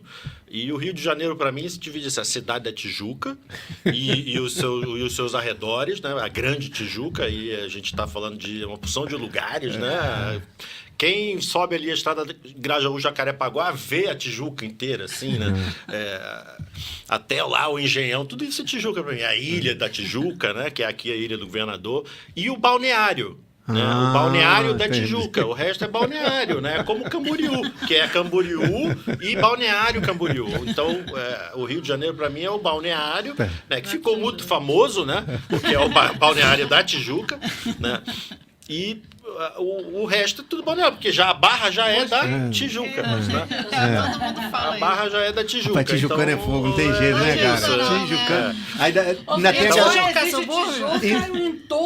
Ainda tem a galera que reivindica o Cristo Redentor da Tijuca, ficar na floresta da Tijuca. Porque a pessoa quando a pessoa é tijucana, ela perde um pouco a sua identidade carioca, essa assim, meio tal. Ela é um pouco a mais, como diz lá o Pedro Bial no Rio Antes do Rio, é carioca da gema 2 vezes, né? Ele nasce ao quadrado, tipo um mineiro, né, do Rio. E muitos tijucanos, né, não sabem, assim como cariocas, não sabem nem que a Tijuca, na verdade, nunca existiu no lugar onde hoje ela existe, de fato. Porque a Tijuca é um nome tupi que vem da Lagoa da Tijuca, essa sim chamada de Tijuca pelos indígenas, porque Tijuca é o charco, o pântano, aquela terra alagada, né? Então, nos textos históricos das fontes quentistas e seiscentistas, o termo Tijuca simplesmente não aparece, não é relevante, não tem nenhuma dimensão, ele não é anotado em fontes históricas, né? Essa região aqui, essa região onde hoje é a Tijuca, ela era chamada de outros nomes, como Jabibiracica, como Iguaçu, onde hoje se conhece ali como Sans Pena, Afonso Pena, Tijuca, até ali a Praça da Bandeira, era a região do Rio Iguaçu, que é o Rio Comprido, né? E Tijuca, esse nome ele vai ser incorporado à geografia do Rio de Janeiro a partir da Floresta da Tijuca, porque ela vai ter esse nome porque se fazia o caminho por sobre a serra para chegar a Tijuca. Tá até hoje lá, a Estrada Velha da Tijuca, tá lá. Onde você desce lá no Alto da Boa Vista, que é onde terminava a Estrada da Tijuca, você chegava na Tijuca, que é a Grande Lagoa, que se interliga Jacarepaguá, aquelas lagoas de Jacarepaguá, aquele grande charco que é, e a Barra era uma península de areia, né? Que era a verdadeira Tijuca, então. Lá era a Barra Tijuca. Por isso que é a Barra da Lagoa da Tijuca. Barra da Tijuca. A Barra, onde deságua a Lagoa da Tijuca. E aí toda aquela região vira com esse nome, Barra da Tijuca, né? Então, como era chique ir para a Floresta da Tijuca nos anos 1800, no Rio de Janeiro, os ricos, né, eles casavam e pegavam uma charrete, iam subir as montanhas da Tijuca para se deliciar nas cachoeiras, as vistas, o Alto da Boa Vista. Tinham muitos hotéis, restaurantes, assim, lugares para que você podia alugar para ficar, passar lá uma lua de mel, um período importante, ou descansar, ou férias, né? Assim como os imperadores iam para Petrópolis, Teresópolis, a população do Rio de Janeiro procurava a Tijuca. Então, esse nome, que era o caminho da Tijuca, ele vai descendo para o bairro. Ele vai se tornando Tijuca todo o caminho para a Grande Tijuca. Então, a Tijuca vai se transformar no nome da floresta, que na época Tupinambá, logicamente, não era, e para toda essa região da Tijuca, e fica Tijuca. É um nome tupi que faz parte da concepção de cidade, que eu adoro, mas historicamente ele é um nome já colonial, digamos assim, um nome já importado da própria construção geográfica da cidade, da cultura da cidade. E antes, né, boa parte da Tijuca era conhecida pelos nomes dos rios. O Andaraí Pequeno, o Andaraí Grande. Hoje o Andaraí Grande é o Rio Joana, o Andaraí Pequeno continua sendo o Andaraí, que faz referência justamente ao nome original do rio, acredito eu. Sim. Falado pelos tupinambás, que é Rio dos Morcegos, né? Andará, Maizi, tudo que tem I agudo. Isso é importante que todo brasileiro, carioca, tijucano saiba. Tudo que tem I agudo no português falado, no nome dos lugares, é o nome do rio. Porque isso é um marcador na língua tupi para se falar água. A existência de água. Então, todo rio tem I, que, na verdade, era um fonema gutural que, no aportuguesamento, se transformou em I agudo ou U agudo. Mas ele, na língua falada tupi, não é nem I nem U. É uma coisa mais gutural. Isso, E no aportuguesamento vai virar I agudo ou U agudo. Então, Andaraí, Rio do... E você tem os outros dois rios da Tijuca, que é o Maracanã, que para mim também é um nome ancestral, provavelmente, dessa região, talvez não do Rio, mas dessa região onde o rio passava, porque Maracanã é o nome do papagaio, né? Para quem não sabe aí que vai no Maracanã torcer pelo seu time preferido, é o nome do papagaio. Maracanã é o papagaio. Tu não sabe de nada, hein? Podia ter uma estátua de um papagaio, não aquela estátua que tem lá na frente. Tirar a estátua do Benin e botar a estátua de um papagaio, é isso que você quer? Aí o papagaio... Verdade. O papagaio se chama Maracanã, porque ele era capaz de fazer os barulhos do maracá. Ele é jornalista? Não, é um sufixo em tupi que quer dizer isso, né? Não, é como, igual, parecido. Tem que gravar. Então era o nome que os indígenas, povos originários do Rio de Janeiro, davam a um tipo específico de papagaio. E provavelmente a região onde hoje está o estádio do Maracanã, quem conhece bem, vai no Maracanã, sabe. De um lado passa o Rio Maracanã. E do outro, lógico que o traçado dele hoje já foi modernizado, mas próximo dali passa o quê? O Rio Joana.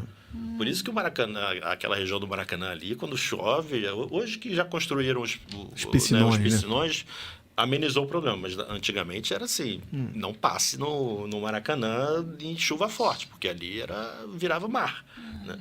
E era então uma região de charco, né, de planície bem batida ali, meio como se fosse um delta de rios, né, que passavam ali. Então essa é uma região muito propícia ao aparecimento de aves, né, principalmente papagaio. Então as fontes históricas, João Deleri fala que o Maracanã era tão abundante no Rio de Janeiro que era dado de presente para os europeus, sem nada em troca.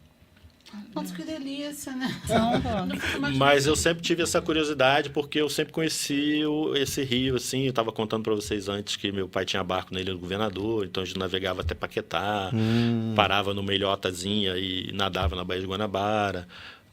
Então a gente sempre passeou muito de barco por essa baía, sempre tive muito contato assim, com a natureza do rio, fiz muita trilha quando era criança, então eu acho que o Rio sempre me encantou de certa forma e eu sempre desconfiei de algumas verdades assim, muito nonsenses, como o nome carioca ser originalmente a forma como os indígenas chamavam uma casa construída pelos portugueses na foz do Falam Rio isso, Carioca. né? Se ensina isso, né? Não, eu aprendi carioca era casa de brancos e repeti Casa isso de durante branco. muitas Não tem vezes. nada a ver, não tem nada a ver Deixa com ele isso. falar, Rafael. O que Não, que é? eu só estou dizendo que a gente aprendeu da mesma forma que a gente aprendeu que o Rio de Janeiro, que o Brasil foi descoberto.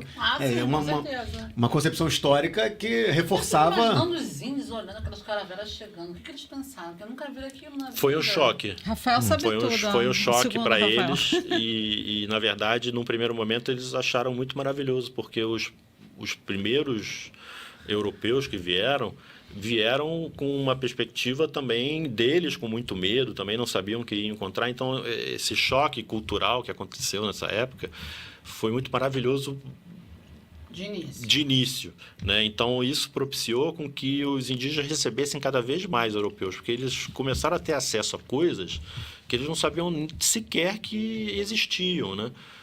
Coisas manufaturadas, instrumentos de ferro, né, que facilitavam o corte de coisas, né, facas, né, que eles faziam com conchas. Agora você tinha um instrumento maravilhoso que facilitava o dia a dia deles na limpeza dos peixes, das coisas que eles precisavam fazer, dos machados, das pás, né, das lanças, das armas que eles começaram a ver que existiam, né, que eram muito mais poderosas do que os seus tacapes de madeira, as suas flechas preparadas. Então, isso foi muito extraordinário e as fontes falam para a gente que os indígenas recebiam muito bem os europeus. Os tratavam de maneira muito acessível, generosa, né? Os ajudavam, porque esses europeus também chegavam muitas vezes, né, na costa, completamente estropiados dessa travessia, dessa aventura que era a travessia do Atlântico na época, né? Muitos doentes, então eram ajudados, né?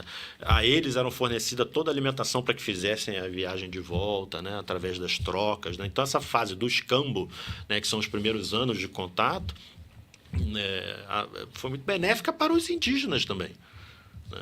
Só que isso vai começar a degringolar na história do Brasil quando os europeus começam a ficar.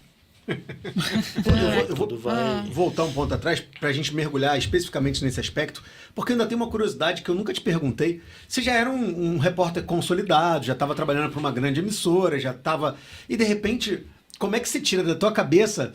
Tudo bem que tinha aquela efeméride de 450 Sim. anos de fundação da cidade e tal, mas, cara, você vai para um campo onde... No campo da história... Produzir sobre período colonial já é tenso, porque é o período da nossa história mais longo, né? Você pega lá desde 1500 até 1822. O cara ainda vai para o período pré-colonial para entender a relação desses primeiros contatos. E o cara vai fazer uma pesquisa numa fonte que não estava disponível, acessível aqui pra gente. Uma fonte predominantemente, né, esboçada pela França Antártica, pelos primeiros franceses que vieram mapear aqui. E ainda vai fazer um contraponto dessas fontes com outras. Então, assim, eu fico com essa curiosidade, que é uma pergunta que eu nunca te fiz. Em que momento você estava tranquilo? Assim, né? Porra, não sei o que fazer, cara. Eu queria fazer um negócio que não me desse esse tipo de trabalho, né? Foi mais ou menos assim. Duas coisas. O que fez despertar e quais fontes você usou. Isso Sim. também é uma das perguntas que eu fiquei curiosa. Eu já tinha, sabe, assim, quando a gente é jornalista, começa a fazer matérias, chega uma hora que aquela matéria não é suficiente, sim, no contar da sua história, né? Então você quer... todo jornalista tem essa ambição. Pô, quero escrever um livro, né? Queria mandar um beijo aqui para Michele Estrosda, que é editora dos livros, né? E por acaso também é a minha historiadora esposa, também. Jornalista como eu. Onde o Tom ali?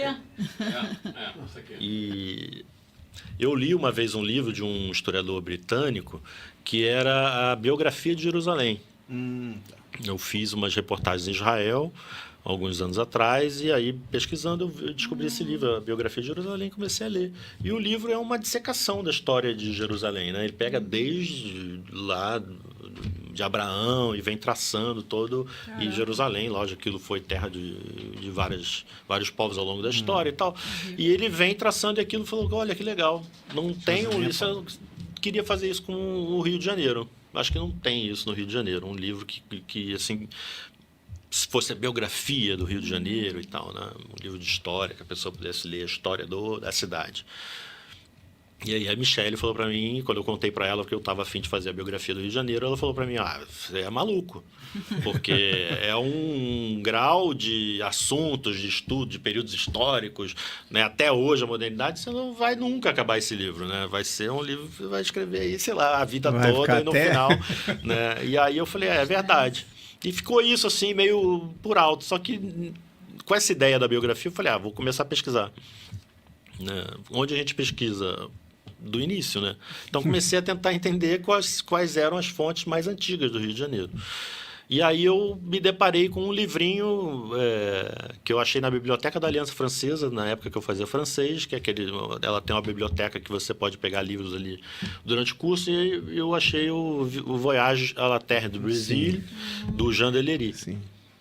Em francês ali, e numa edição, assim, das primeiras, sabe? Um livrinho pocket que tem, que é uma edição, assim, meio histórica do livro, mas bem pequenininho, assim. E aí eu fui lendo aquilo em francês para exercitar o meu francês e ler. E aí eu chego no capítulo 21, que é um livro... O livro, ele é um relato quase que em primeira pessoa do Jean Delery, da época que ele esteve na Guanabara, entre 1557 e 1558.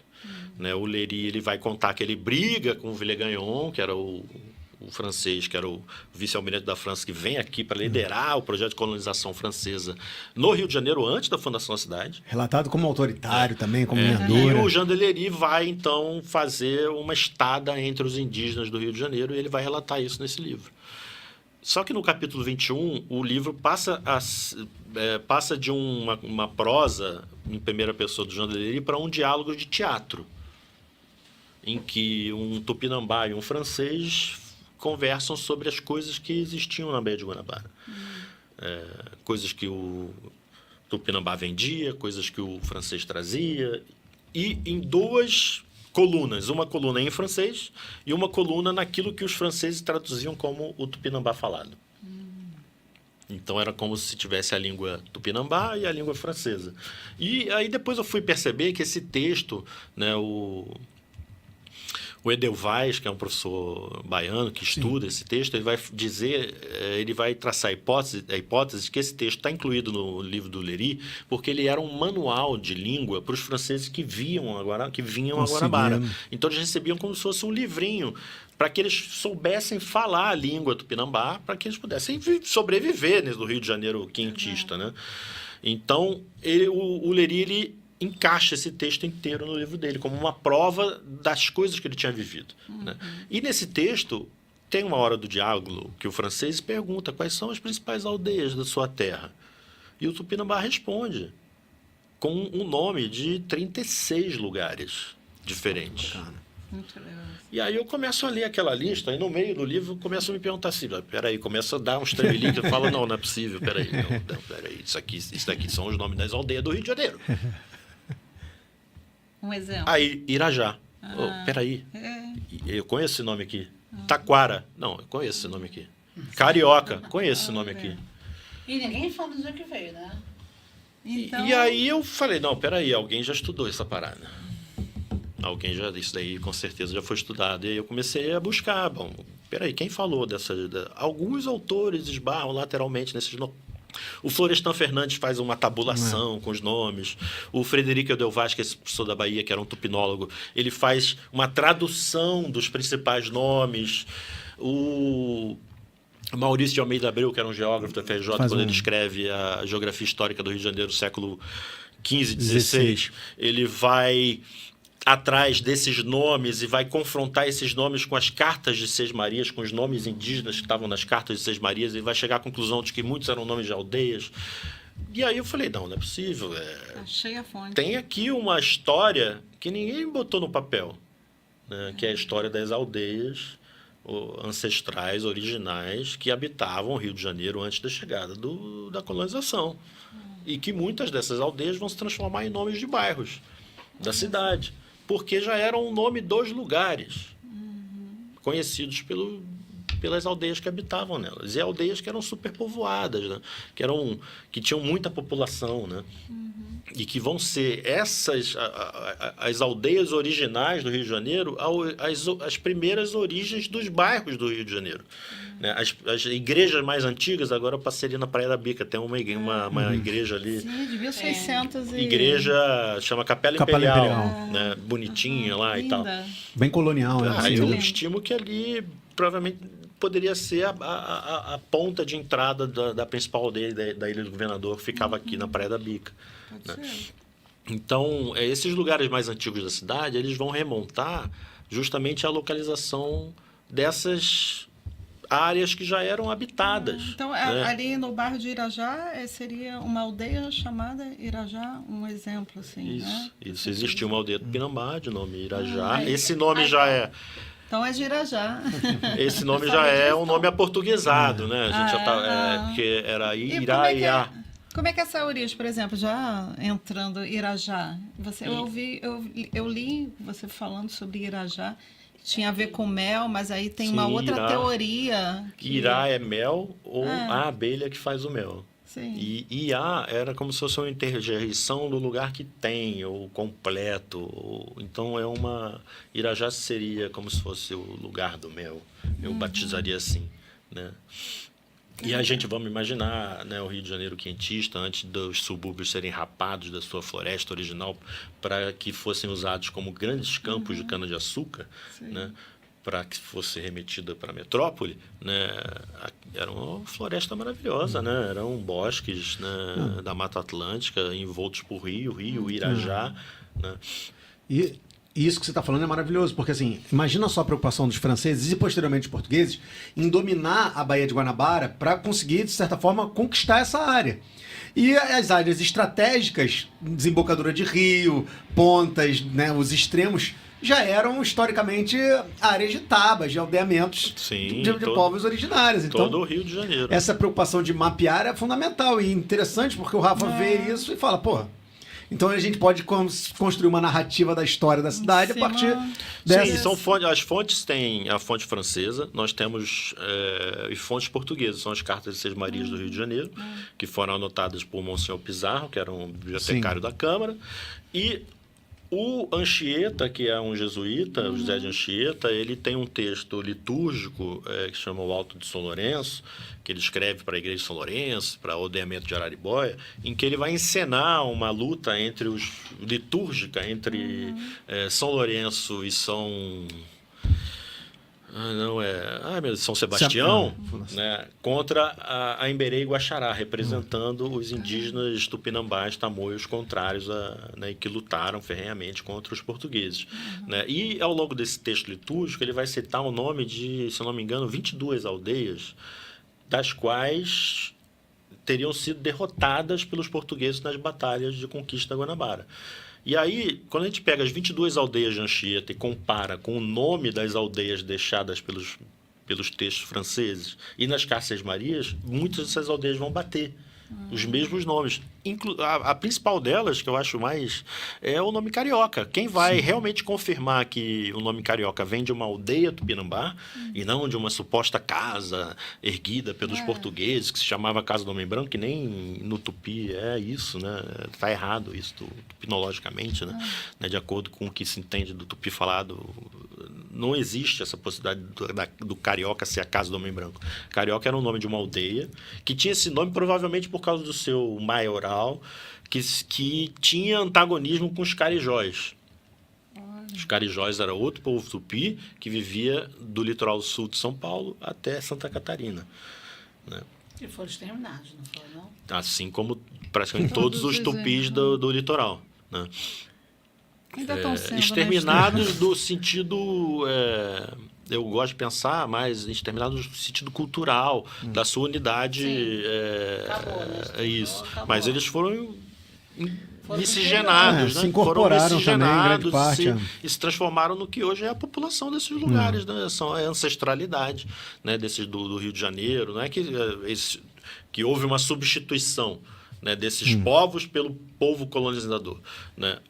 Alguns foram em diáspora pelos interiores, mas a população fica. E essa população começa a se miscigenar com os portugueses, começa a entrar nos aldeamentos jesuíticos, vão se casando. Porque ele é o povo brasileiro. Né? Deu nisso aqui, né? E deu no que somos nós hoje. Né? Essa ideia, eu acho que o livro busca um pouco lutar contra essa ideia, que as pessoas até entendem que o Brasil tem esse passado indígena, mas que eles foram exterminados e não é que eles acabaram, né, eles acabaram enquanto unidade cultural, né? Principalmente porque não existe tribo tupinambá no Rio de Janeiro, a gente sabe que eles dominavam. Né? Não existem mais tamoios, não existem mais nem os temiminóis. Todos esses povos foram miscigenados no caldo colonial brasileiro e vão se transformar no que em pouco tempo vão ser os movimentos nativistas, aqueles que não se viam mais como portugueses. Né? Então, a segunda, terceira geração, né, colonial, ela vai gerar esse caldo que vai resultar no que hoje é o nosso povo. E eu acho bacana que teu livro ele tem duas grandes contribuições que eu acho assim, significativas e que eu sugiro que meus alunos leiam. A primeira é a gente lembrar de uma heterogeneidade dos povos originários, porque senão a gente cria essa ideia do índio, que é o conceito que abarca tudo, e parece que, né, você chegar do litoral sei lá, do Nordeste até o litoral sul, você encontrar sempre a mesma tipologia, a mesma característica, a mesma linguagem, o mesmo troco linguístico. Então, já acho bacana você sinalizar que havia divergências internas, que havia ali disputas por território entre esses grupos. Só fazer um aposto, Rafa, existem ainda os tupinambás, principalmente lá no sul da Bahia, ainda tem algumas reservas, inclusive tupinambás, no Maranhão tem tupinambás, no Xingu tem descendentes dos tupinambás. Eu queria só deixar claro aqui que essa aqui nem é a última edição mesmo, né? Porque já tem a 6ª edição. Não, ainda não saiu a 6ª edição. Ainda não saiu, não? Vai sair agora no final de abril. Só para deixar claro que esse livro que a gente está aqui é do próprio Rafa. A capa é a mesma, a capa vai ser a mesma. Tá pegando aí legal, Tom? Tá pegando legal. E ó, para quem não conhece, cara, é um livro que revolucionou meu olhar sobre a cidade do Rio de Janeiro, de muita gente. E eu ia te fazer uma pergunta em relação a isso. Quando você produziu esse material, você tinha expectativa do tamanho, do alcance que o livro teria, cara? Porque assim... Tem que ver e reler ele, né? Falar de história do Rio de Janeiro, muitas vezes, pode parecer estranho que eu vou falar, e eu sou um cara que pesquisa a história do Rio de Janeiro. Muitas vezes falar sobre a história do Rio de Janeiro não gera uma repercussão tão significativa assim, em termos de leitura, de repercussão, né, de venda. Mas o teu trabalho foi muito bem aceito. Eu tô aqui, ó, com uma das primeiras versões dele, né? Das primeiras edições. Essa daqui não é a primeirona, não? Mostra aí, Rafa. Aqui, ó, que bonito. Olha só pra vocês compararem. Essa é a primeira. E essa aqui é a primeirona. Essa é a primeira. Eu achava bonito que tem essa capa vazada aqui, ó, que você abre aqui, ó, a imagem atrás aqui, ó. Muito bonito, tá vendo? Aqui você vê as cenas da batalha aqui, ó. Poxa, então... Esse livro aqui, esse é do Rafael, tá, gente? Ele tá assim, ó, é porque é bem usado mesmo. Ele vai para tudo que é curso, palestra, ele faz as devidas referências. Então procurem aí que a 6ª edição tá saindo agora. Nas principais livrarias e sites aí você acha, ou pode comprar direto da editora, que eu acho que pode ser até mais barato, que é o Rio Antes do Rio da Relicário e o Araribóia da Bazar do Tempo. Então eu quero... já lancei essa pergunta aí para você. Como é que você viu a repercussão do Rio Antes do Rio? Daqui a pouquinho eu vou entrar na Araribóia, mas quero que tu responda. Você se surpreendeu com a demanda? Porque, assim, não sei como um autor. Você tinha essa expectativa mesmo que você faria uma obra? Eu nem sei o que você está falando, porque nem acho isso tudo, assim, porque... Cara, mas em termos de eu tiragem, pô, você tá na 6ª edição. edições- Sim, eu acho que é um livro que eu quis fazer como se ele pudesse ser uma referência a quem gostasse do assunto e gostasse de estudar e interessados na história do Brasil, do Rio de Janeiro. E tem bastante fonte, né, Rafa? Ele é todo documentado, assim, Ele é rico. no sentido de mostrar que tudo que eu estou afirmando ali, ele tem fontes, né, que não estou tirando da minha cabeça, eu estou inventando. Não Né? é achismo. Não é uma hipótese, né? Como essa questão do uma carioca, né, muitas vezes é tratada assim, o nome carioca tem essa hipótese, essa hipótese, essa hipótese. Como eu já vi assim, documentários sobre o Rio de Janeiro, só levantando assim hipóteses, né? E eu tento mostrar que, na verdade, a sugestão que eu dou, ela tem fonte histórica. Se me apresentar uma fonte histórica, eu vou acreditar mais do que numa hipótese linguística. Né? Porque as pessoas, muitos historiadores, ao longo do tempo, na falta de uma melhor perspectiva do tema, né, inventaram de ser tupinólogos e a língua é rica. Né? O cara simplesmente inventa um léxico e fala, o carioca é isso. Né? Porque a língua tupi, não sei o que, você vai ver... Você fala de sim. história, fala de matemática. A matemática é o seguinte, apresente um gráfico.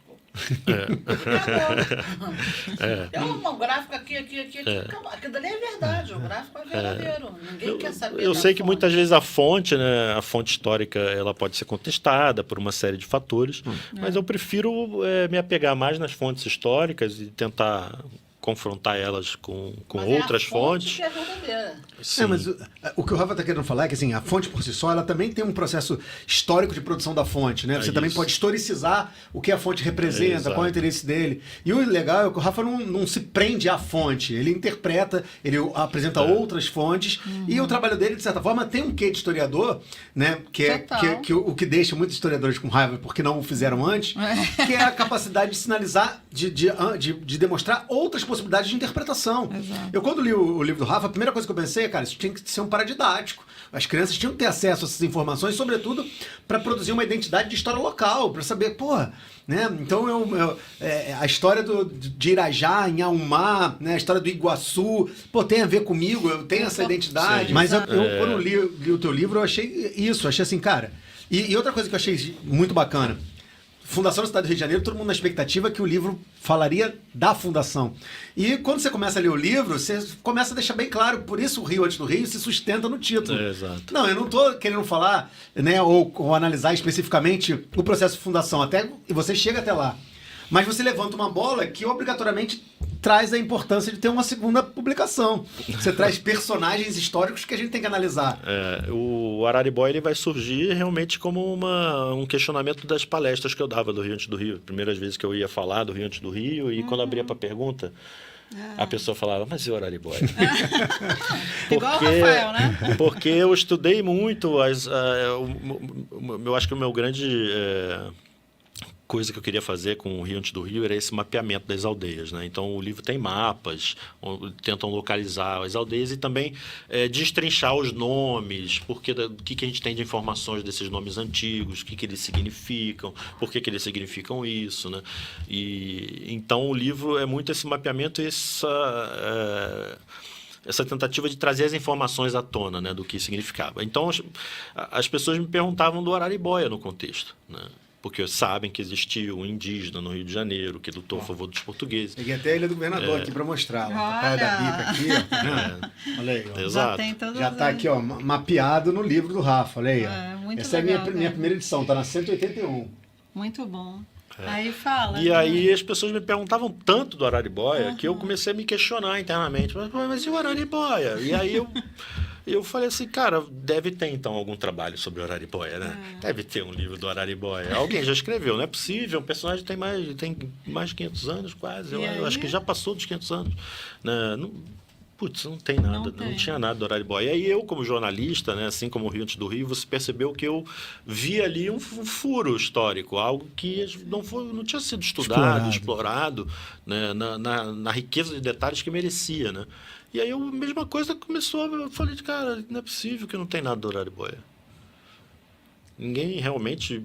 E o Araribóia é um personagem difícil, e talvez por isso não tenha sido feito ao longo da história, porque o Araribóia ele tem pouquíssimas fontes históricas sobre ele.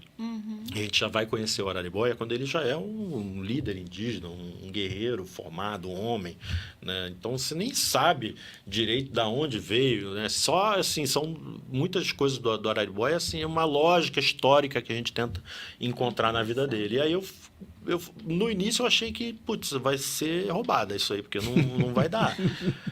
Mas ao longo do caminho, né, eu fui vendo que tinha muito assunto, principalmente dos mitos que se criaram em torno do Araribóia e que são mentira. Só aí já dava meio livro para desmentir os mitos, entendeu?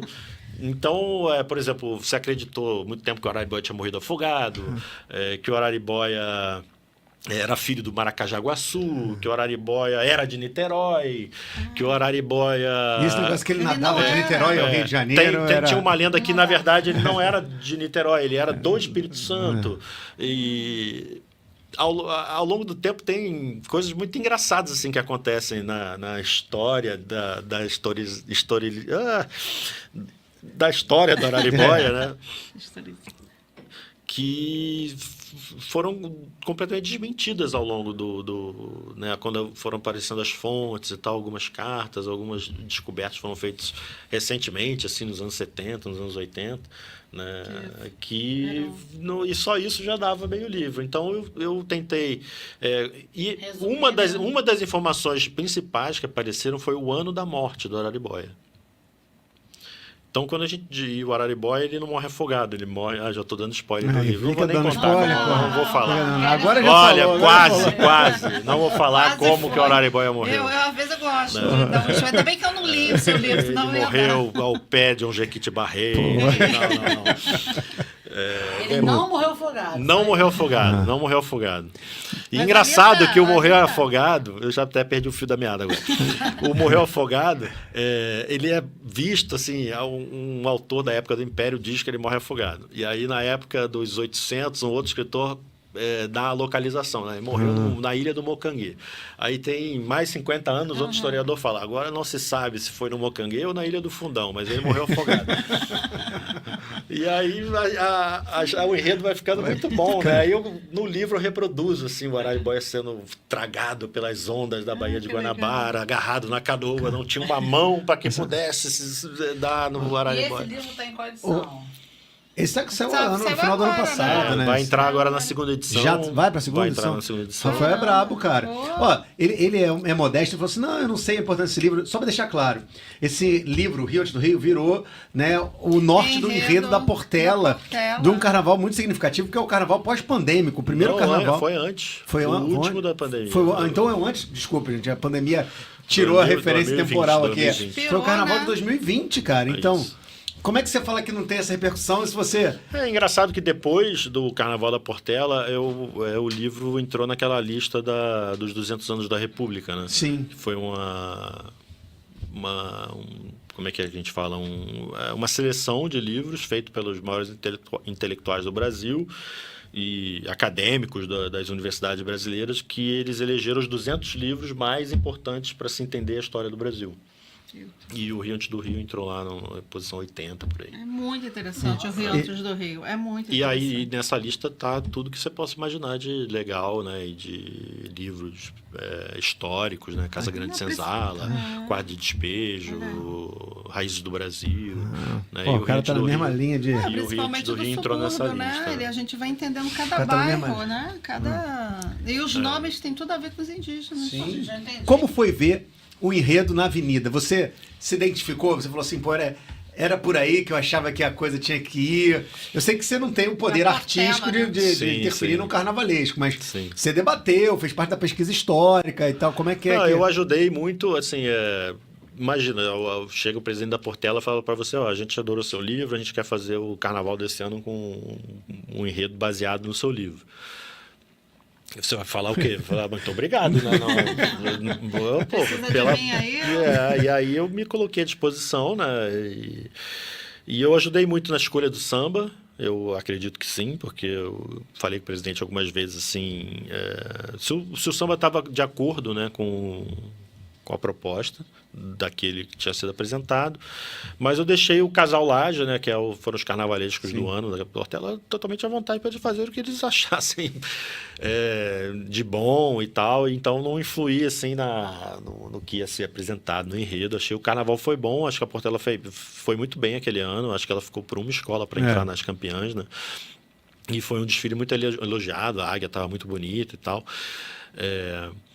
Mas se eu fosse o carnavalesco, né, eu talvez levasse a Portela para as primeiras colocações, estou brincando. Mas eu mudaria algumas coisas que eu acho que eu gostaria mais. Assim, aí você pode dar um spoiler. O que você mudaria? Eu faria a águia a Árpia da Mata Atlântica, né? Aí já... Porque a águia da Portela sempre teve como referência a águia americana, o falcão americano, né? E para mim seria para ser esse Rio Tupinambá, eles poderiam ter feito a águia diferente. Cara, queria mexer logo com a águia, cara. A águia Árpia da Mata Atlântica. Eu acho que a comissão de frente poderia vir com os mantos. Eu acho que tinha coisas mais bacanas assim que poderiam incrementar mais o carnaval aquele ano. Mas foi o que foi super legal. E eu fui pra avenida. E se Araribóia voltar de enredo aí, tá aí pra disposição. Viradouro! Viradouro, pode ser. Alô, Viradouro! O Viradouro que agora na grande escola, né? Eu acho que foi a última campeã. Sim, foi. Rafa, primeiro, por que você acha importante, algo que você faz com muita frequência, e muitas vezes gratuitamente, a distribuição desse conhecimento, desse conteúdo, né, para que seja acessado pela população? E como é que é para você ver as pessoas se identificando, pesquisando, querendo conhecer mais sobre o Rio, antes do Rio, e Araribóia e outras coisas mais? Eu fico muito feliz, né? Porque quando a gente escreve um livro, o livro também muda a gente, né? E muitas coisas que eu escrevi no livro, eu também não sabia quando eu era...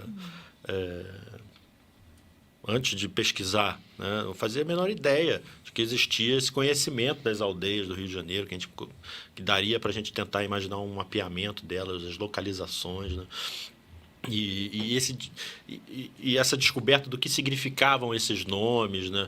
A descoberta dos caminhos antigos entre as aldeias, e é como se fosse uma arqueologia da cidade do Rio de Janeiro, sendo retirada, né, do esquecimento e surgindo, né, numa coisa física, que é essa folha de papel com um mapa. Hoje a gente é muito guiado por essa noção geográfica das coisas, né? Então, quando a gente vê um mapa do Rio de Janeiro, e essa era a minha principal ambição, né, com outros nomes, né?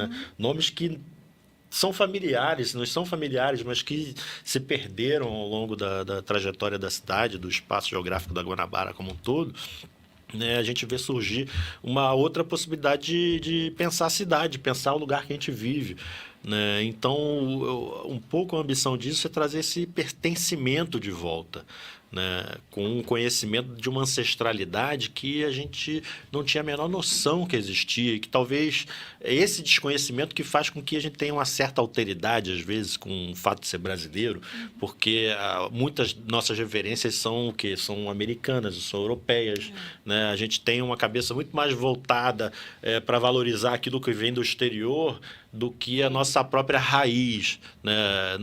Isso falo da cultura em geral, né? Seja em relação ao nosso próprio cinema, à nossa própria música, não sei o quê, a gente tende a um certo desmerecimento, né, que eu acho que é muito por causa dessa nossa falta de conhecimento da ancestralidade, né, porque é isso que nos diferencia do mundo. Né? O fato de não... Eu gosto muito de uma concepção do Darcy Ribeiro, que ele fala que o povo brasileiro é um povo novo, é um povo diferente dos outros, da América Latina, da Europa, dos Estados Unidos, que só aqui teve essa confluência de povos, né, completamente diferentes entre si, que vai redundar nessa miscigenação intrínseca do povo brasileiro, que não existe em nenhum outro lugar do mundo, né? E o que nos diferencia nessa miscigenação é a nossa raiz originária, que vai dar nome aos lugares do Brasil que são tão familiares a nós e que vai influir tão fortemente na nossa língua, que vai fazer com que o português brasileiro se transforme numa ramificação completamente à parte, muitas vezes, do português falado em Portugal, né, que são os tupinismos, né, da língua brasileira, a nossa própria forma de ser brasileira ela é influenciada por essa nossa origem, que está nessa ancestralidade, né? A questão da nossa abertura, da nossa cordialidade, né? Da nossa nudez nas praias, do nosso carnaval empenado, das redes, das raízes que a gente come, dos peixes, né? Da forma de ser brasileira.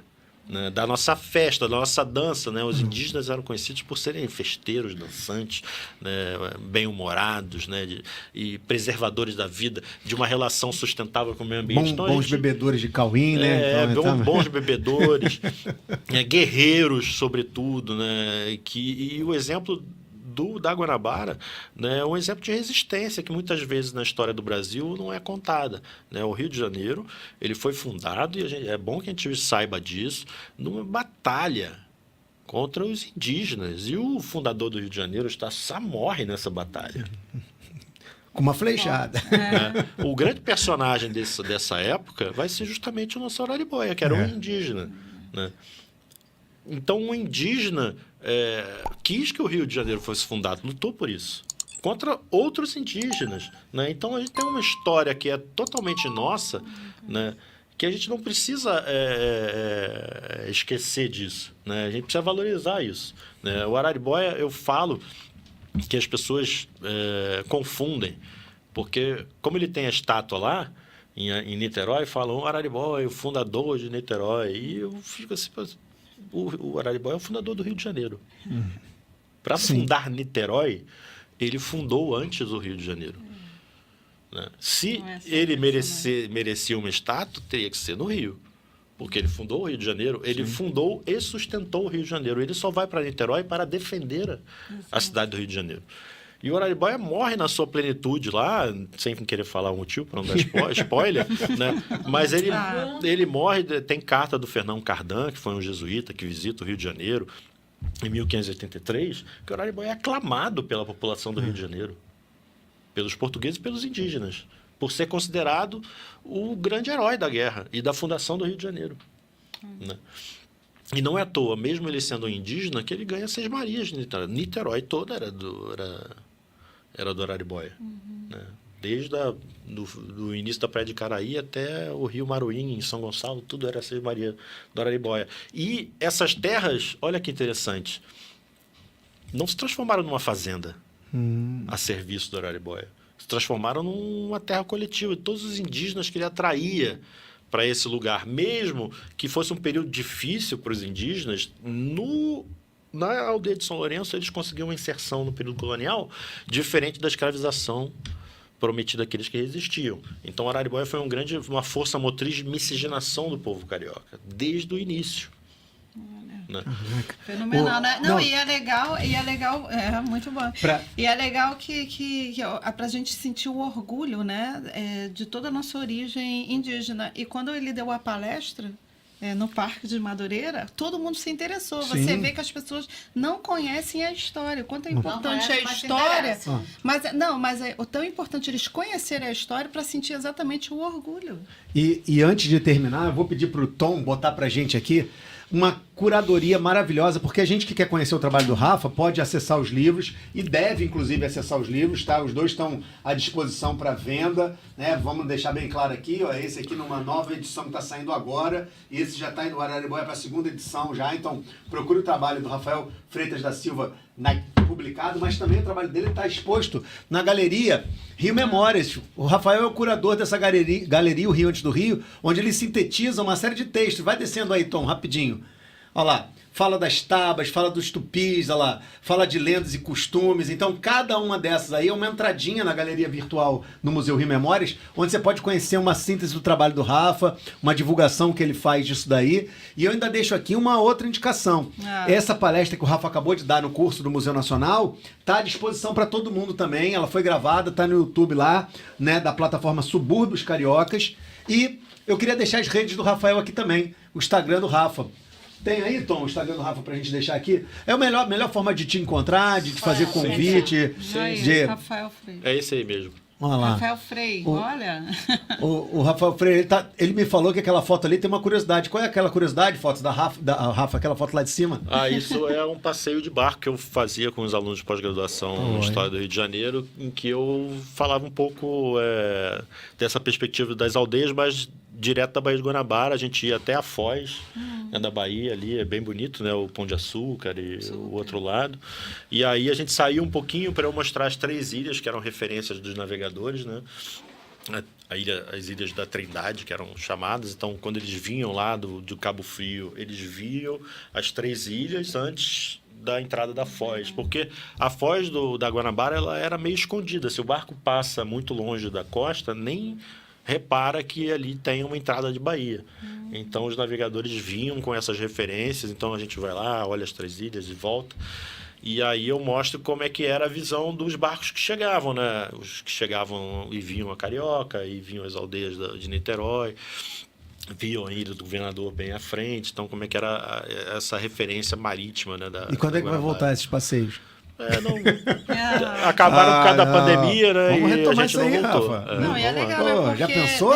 Depois que você sabe que tinham tantas aldeias na Baía de Guanabara, você quando olha já tem um novo olhar, né? Sim. Ó. E se viam muitos, os navios relatam que se viam muitos fogos, né? Muitas fumaças saindo pela terra dentro. Isso era porque as malocas, elas todas tinham fogueiras dentro das malocas, então as aldeias eram perceptíveis por causa das fumaças que saíam e subiam aos céus. Olha quanta Rapaz, coisa eu tem no prometi livro. pro Rafa que eu não ia passar de 1 hora. Prometi. Vamos. Falei, ele falou assim, olha, botou Tem até um o- cronômetro aqui, mas não consegui, Rafa. Jorge É sempre também muito esperando bom, ali, né? né? É sempre maravilhoso esse papo. Te agradecer demais novamente Nada, por eu que você agradeço. trocar, pela tua disponibilidade de vir nossa, aqui super rico. na Ilha do Governador, sair da Tijuca, vir para a Ilha do Governador, conectar essas duas fontes tupinambás aí, essas duas, né, áreas para contar e dividir essa história com a gente. Rafael, muito obrigado. Obrigado mesmo. Tem alguma coisa que você queira falar? Tem algum curso aí por vir? Alguma indicação que a gente esqueceu de dar?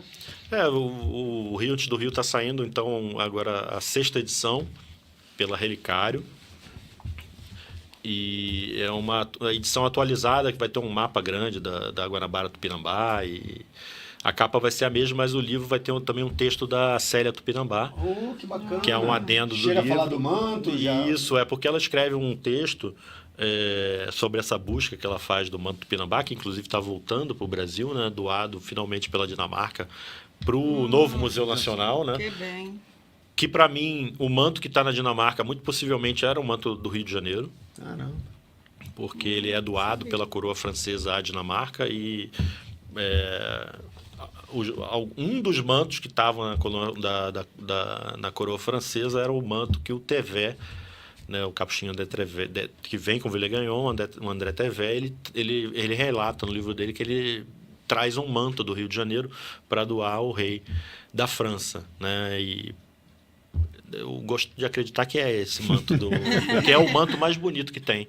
É o manto mais longo, é um manto que vem da cabeça aos pés, e é justamente como é relatado Tá nas chegando fontes. no Rio. E a Célia Tupinambá, que é aluna de pós-graduação do Museu Nacional, Sim. que é lá dos Tupinambá, da Serra do Padeiro, na Bahia, ela foi responsável por fazer esse reconhecimento. Ela tem um trabalho muito bonito de reconstituição, de recostura, né, do encantado do manto. E o manto ele é a representação do encantado Tupinambá, né, da religiosidade Tupinambá. E ela escreveu, então, um texto em que, nessa busca pelo manto, para a gente encerrar, então, de vez nosso podcast, Papo de Subúrbio, ela conta que ela tinha muita dúvida sobre se ela seria capaz de reproduzir o manto, porque ela achava que o manto era uma coisa masculina, porque o manto era sempre associado aos pajés, aos curandeiros, né, das aldeias. E se você puder pegar a capa do Rio Antes do Rio, Rafa, ela nota que na capa do Rio Antes do Rio, mostra aí pra galera, a figura da capa é uma mulher vestindo o manto. Ó, Olha que legal. aqui também, né? Que é uma gravura, né, europeia, mas que reproduz justamente a presença da mulher, né, vestindo o manto. Né? Então ela começa a realmente perceber que o manto, na verdade, era uma coisa feita também pela mulher, né? Feita pelas costureiras, pelas curandeiras, né? Que as mulheres também tinham essa importância para usar o manto. Então, isso traz para ela toda uma confiança para realizar esse trabalho, e eu acho que o resultado disso é justamente a gente ter um manto de volta, que a gente tem, Rafa, o manto, que é a principal artefato Tupinambá, representava toda a cultura do Tupinambá, que é um manto feito de penas das aves guará, que são essas aves que vivem nos mangues, elas são vermelhas, né? Então, um manto escarlate bonito que os reis gostavam de usar, né? Para parecerem bonitos nas pinturas, né? Então, esse manto vai voltar ao Brasil, vai ser talvez o principal artefato do novo Museu Nacional, vai ter uma sala toda especial para ele, e o público brasileiro não vai precisar ir para Copenhague para ver um manto Tupinambá, que é algo que é intrinsecamente brasileiro, então tomara que a gente cuide bem dele assim quando ele voltar. E eu sinto um pouco que o Rio do Rio é também responsável por essa conquista. E ele falando que o livro não tem essa relevância toda. Olha aí. Pô, Rafa, te agradecer demais, cara. Brigadaço. Pô. E esperar para ver... Não, peraí, vamos brindar com essa água aqui no meu estúdio. Com essa água que já foi do Rio Carioca. Muito bom. Valeu, Rafa. Muito obrigado, Obrigado, gente. E aí, gostou? Não se esqueça de dar uma força, curta, compartilhe, se inscreva e ative as notificações. Papo de Subúrbio, onde a cultura e a comunidade se encontram. Continue conosco, assista outros episódios e acompanhe nossas redes. Espalha pra geral. Vem!